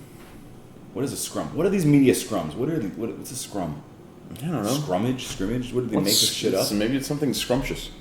That UFC contender where people are going to fight in front Are of you their... warm or is it? Yeah, that's pretty Pretend warm. that you're on. Go ahead. No, go ahead. I'm not getting... Hold on, wait, what just happened? He got poked in the It's your eye? turn. What's going on? Somebody got poked in the He eye. got poked in the belly button. Maybe it was probably... No, If he got poked in the belly button, his hand would still be in probably his a groin stomach. kick. It's probably a groin kick. What do you want me to turn it down to? I got it. It's right there. No. Jay's just lazy. Well, She's just trying to see if I'll do something, which is something that, wives do, as you know. yeah, well. Is that just me? Is it? Oh, yeah, it's on 78. Oh, shit. Fuck yeah, that's So one. what's going on here? What was the it? I thought the guys were just so good looking. I Oh, was just a kidding. poke in the eye. Oh, they are. No, I'm just It's joking. hot in here with all of us. Just kidding. I think it's awesome that, you can just kind of come out and just chill with the guys. That's do a always- podcast. true- I really love that. True story. The girl that I was seeing for a long time before I ended up started dating my wife was always very weird about me going out and didn't want me to like go hang out with my boys and all that. But one of the first things that my now wife, who was obviously at that one point my girlfriend, made perfectly clear to me was that I should be doing those exact things. Let me know if you're going out tonight. I don't care. I told her, that you wanted me to come out and hang out and do the podcast. She's like, oh, okay, well, I'm going to go to bed early then. Good night. And that was it. And that's one of the major reasons why she's my wife. That's amazing. She's always been the same way too. She's never told me I can't do a guy's night. She's never said. Your guy friend. Yeah, she's never said like, no, I don't want you hanging out with. I mean, those I don't assholes. like him going on alone dates with Well, girls. no, yeah. When he does that, I'm kind of like, all right though. Just kidding. Yeah, but that was just that one time, and then I don't smell like whore. Yeah. You smell of whore. Oy! Jumping round kick by Lewis, man. And actually, we didn't say anything, but there was a really good punch exchange there with Hunt just a second ago. Mark Hunt is gasping for air. Dude, right there on the forehead, what he's doing is lunging in for what looks like an overhead, and Lewis is just hitting with that stiff jab, and that's why there's that cut right in the center, like a third eye opened up on Mark Hunt. Yeah, he's definitely focused on his chakras. He's going to open up everything on him, including his chakras. Let's see. 42 watching. What's up, guys? This Hit looks that. like he's gonna knock. Oi! Finally connected with the jumping knee. Finally connected. Hook.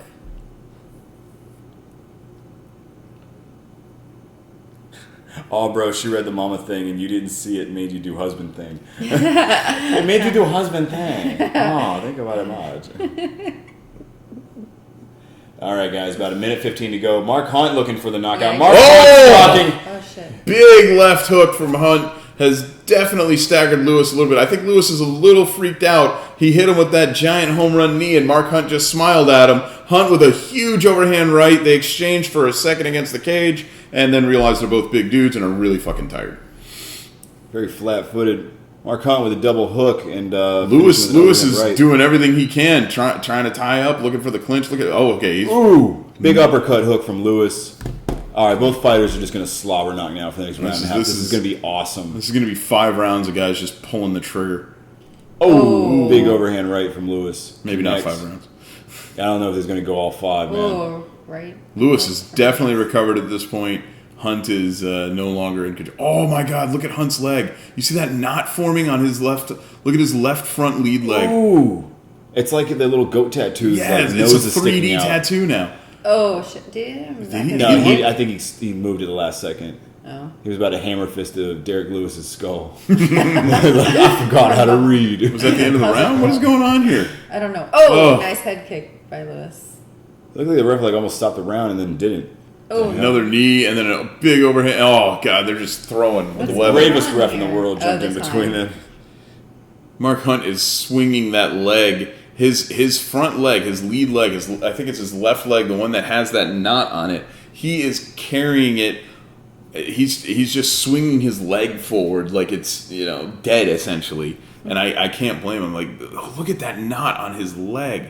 He staggered the shit out of him with that right, though. Well, that's shin on shin from a 260-pound guy. Oh, no, it's definitely a 3D tattoo. Oh, you have to be paying me money, man. Yeah, I'm just going to make you a tattoo look 3D, bro. Yeah, bro, don't worry about it. Don't boom with my knee, and then, okay, you hit me real hard. Like, I bet he's the nicest guy. So, like, watch Hunt when he comes out of the corner for the next round. He is dragging that leg like it just isn't working anymore. And I don't blame him in the slightest.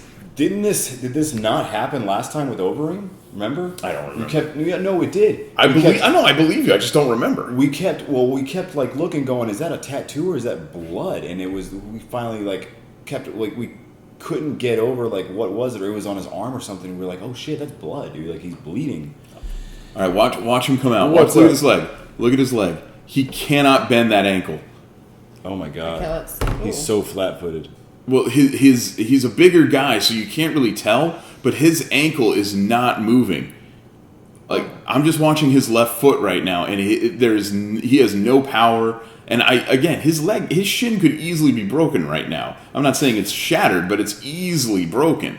And look at those kicks coming off of Lewis. I wouldn't be surprised if they were. About 4 minutes, 30 seconds to go here in round number 3. We got ourselves an interim title fight, don't we?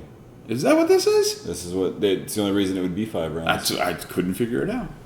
But wait a minute, these guys are heavyweights. What's the interim title for? Like, maybe Stipe's hurt. Oh. Maybe it's for the but why would 6 and 7 be going for the interim title too?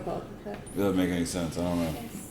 Why is this a 5-round fight? And the only thing, Jenny said this earlier, it's the main event, so that's why it's 5 rounds. But that doesn't make any sense. Would it be 5 rounds? What do you think, fight fans? Is that why it's 5 rounds? We don't have an interim title on the line. We don't like. What's the deal with it? What the fuck is an interim title anyway? It's a fake title. It should just call it the number 1 contendership. It's fake. If you win the interim title, you just mean that when the champion's ready, 5 you get first rounds. dibs. That's it. That should all that means. Because that's all the interim title means anyways. When the champion's ready, you get the fight. Somebody's a champion emeritus, and that's it. You're a number 1 contender. It's a distraction. Mark Hunt is definitely The real title. Yeah, basically. It's I can't tell if Mark Hunt is moving forward or if Lewis is trying to goad him. Lewis's hands are completely down. They are completely down. Lewis cannot keep his hands up.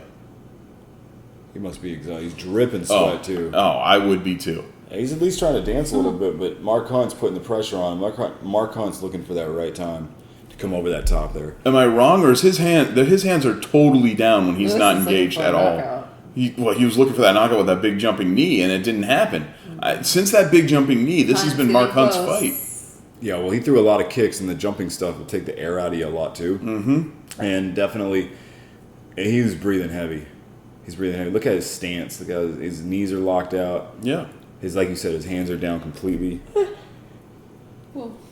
He said no interim, just main event. Stipe isn't hurt. Okay, so it's the main event, so it's 5 rounds. Yeah. Okay. That's kind of a dumb thing to be 5 rounds, though. But Well, whatever. they're paying him the most. You're going to work the most, All buddy. right, fair enough. And both fighters are like, can we just take this round and just relax? A little uppercut by Mark Hunt. Most of the same stuff as was going on the last few rounds. They come inside for these quick little exchanges, and there's... Probably whoever has the best cardio or... Yeah, no, at this point, you're absolutely right. If we're going to go to 4 and 5 rounds, I'm going to give that to Mark Hunt. Only because right now, Mark's got his hands way up. He's moving forward. Lewis looks a little winded. But Mark, yeah.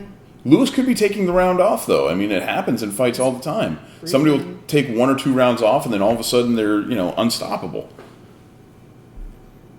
If you don't think your opponent has knockout power and you don't want to exert a lot of energy, you can take a round off. Mm-hmm.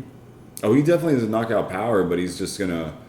He knows he won the first 2, maybe, so he's like, all right, I won the first 2, I'll give him the third, or at least just not get banged up in the third, and then go in. Oh, that was awful. Because in a 5-round, little bullshit double leg attempt by Lewis, both fighters just punch each other in the face again.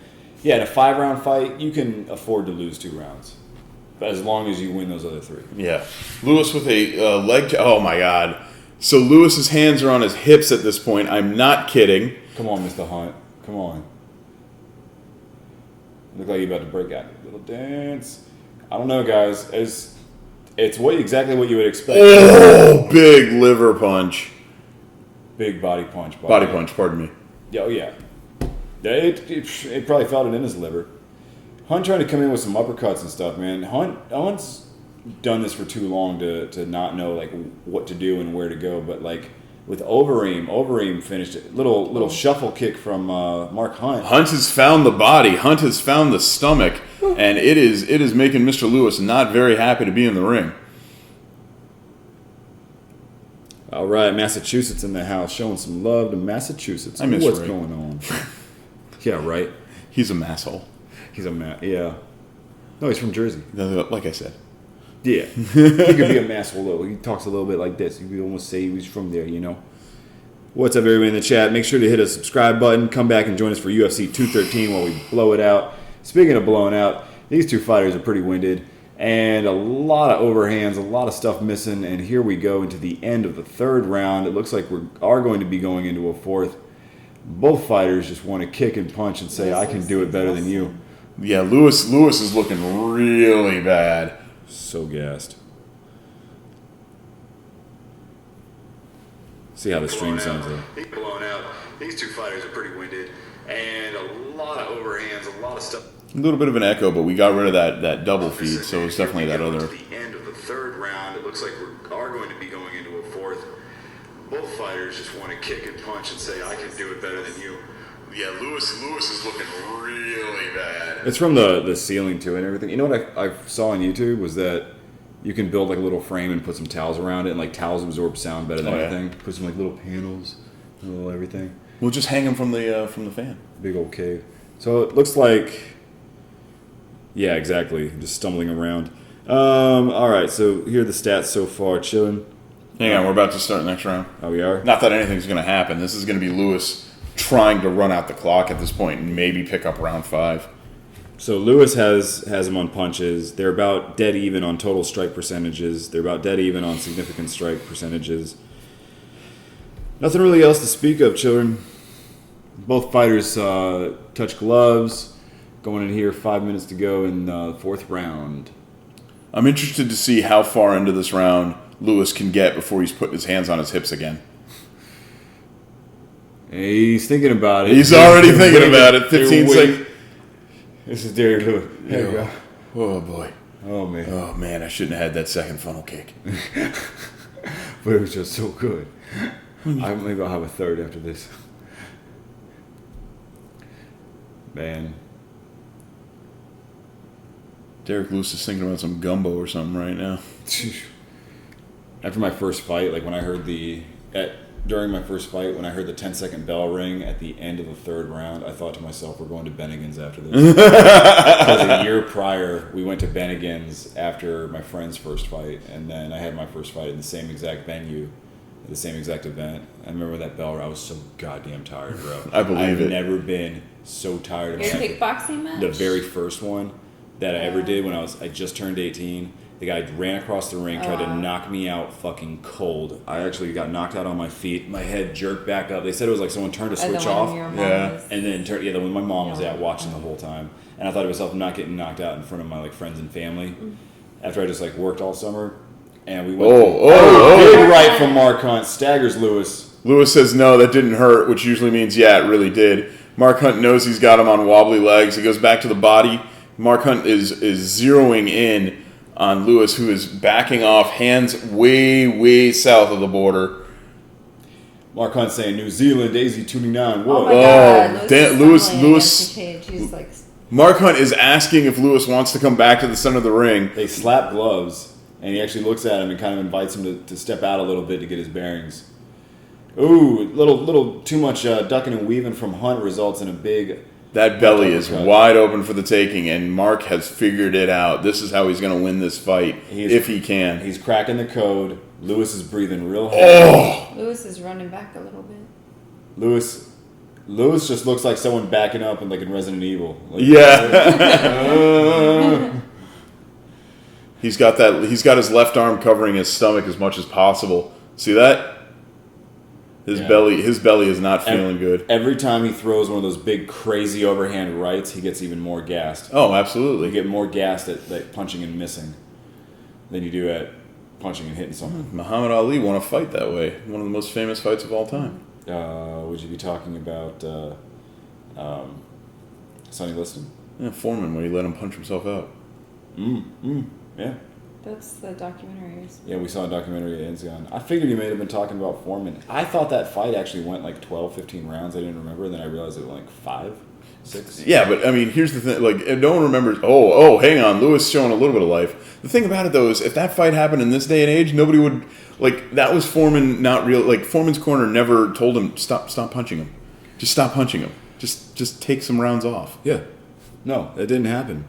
Hit that subscribe button, guys. It looks like we got a knockout here. Big overhand right by Mark Hunt. Oh, and Lewis is feeling the flow at this point. This is bad news. Get inside there, Mark. Get it. You were in there. You were there. You got it. Oh, Lewis with a jumping dirty knee. Ooh. That is it. That knee was the last thing Lewis is going to do tonight. He is done. He is done. That was everything I had left. He just sort of went dead. And that is it. The fight is over. Jumped in. Lewis just got nothing left. Oh, that is hilarious. He's not doing anything, right? Well, he was done. That jumping knee was it. That was his Well, moment. he caught him with a pretty nasty right over the top right before that, though. That fight had been over for about 2.5 minutes. Let's be honest. I told you it was going to be a matter of time. Like, after in round 2, early in round 2, or mid round 2, he finally connects on that jumping knee that he'd been working on. Yeah. And Mark Hunt just absorbed it, and you could tell it hurt him. But after that, Lewis just sort of went, oh, God damn it. And, like, that was everything he had. He'd been building to this jumping knee. We got a cause in the pot, kids. All right. Yes, fight. Finish a true MMA fighter. Clean. Not sure if Lewis is tired or hammered. Trev says, Amanda says both. All right. Hunt will not stop. I was having such a good night, said Trevor Flory. Left texted, I subscribe. How many subs from today? Damn it, a perfect night gone to shit. Mark is like senior. Trevor Flory says, loves the old guy. TKO via cardio, says Adam Salmons. Adam Salmons gets... Dude, Trevor, you get the calls of the night. Adam Salmons gets the comments of the night here. Amanda in Shark Teeth, if our returning lovebird, says, oh, poor Trev, you're awesome, though. Trevor Flory says, love you, Amanda. You too, Trev. LeRon Nelcom is it still going or not? I can't even tell with the commentary. Well, there wasn't really much happening, but two guys were basically getting tired for 3 rounds. But Derek Lewis ended up getting so gassed after that jumping knee like Rick was talking about. And we're done, and now we're on to Kenny Florian and the post-fight. So, guys, thank you so much for joining us tonight. Join us again for UFC 213, where we will be on a little vacay, but you will see Ray, you will see Jenny, you will see myself, and maybe even some new faces tonight. If you liked, go ahead and subscribe, share with your friends, leave us a comment in the videos. Every comment that you leave actually helps us. We're going to start getting some shirts, some stickers. Check out Jenny's channel, Jenny Doom, Jenny space DOOM, for some awesome keto cooking and just to learn a little bit more about the badass MMA mom here. Video some more stuff here. Yeah, that's right. Rick, thanks for joining us, man. Absolutely, brothers. It's always a pleasure. Always a pleasure. I'm glad to know we have a lot of comic book fans in here, too. Yeah, absolutely. Yeah, Jenny, anything you want to say? Good night. I was looking at an old picture. All right. Oh, jeez. Facebook. That is forever ago. My That's her brother brother. and sister.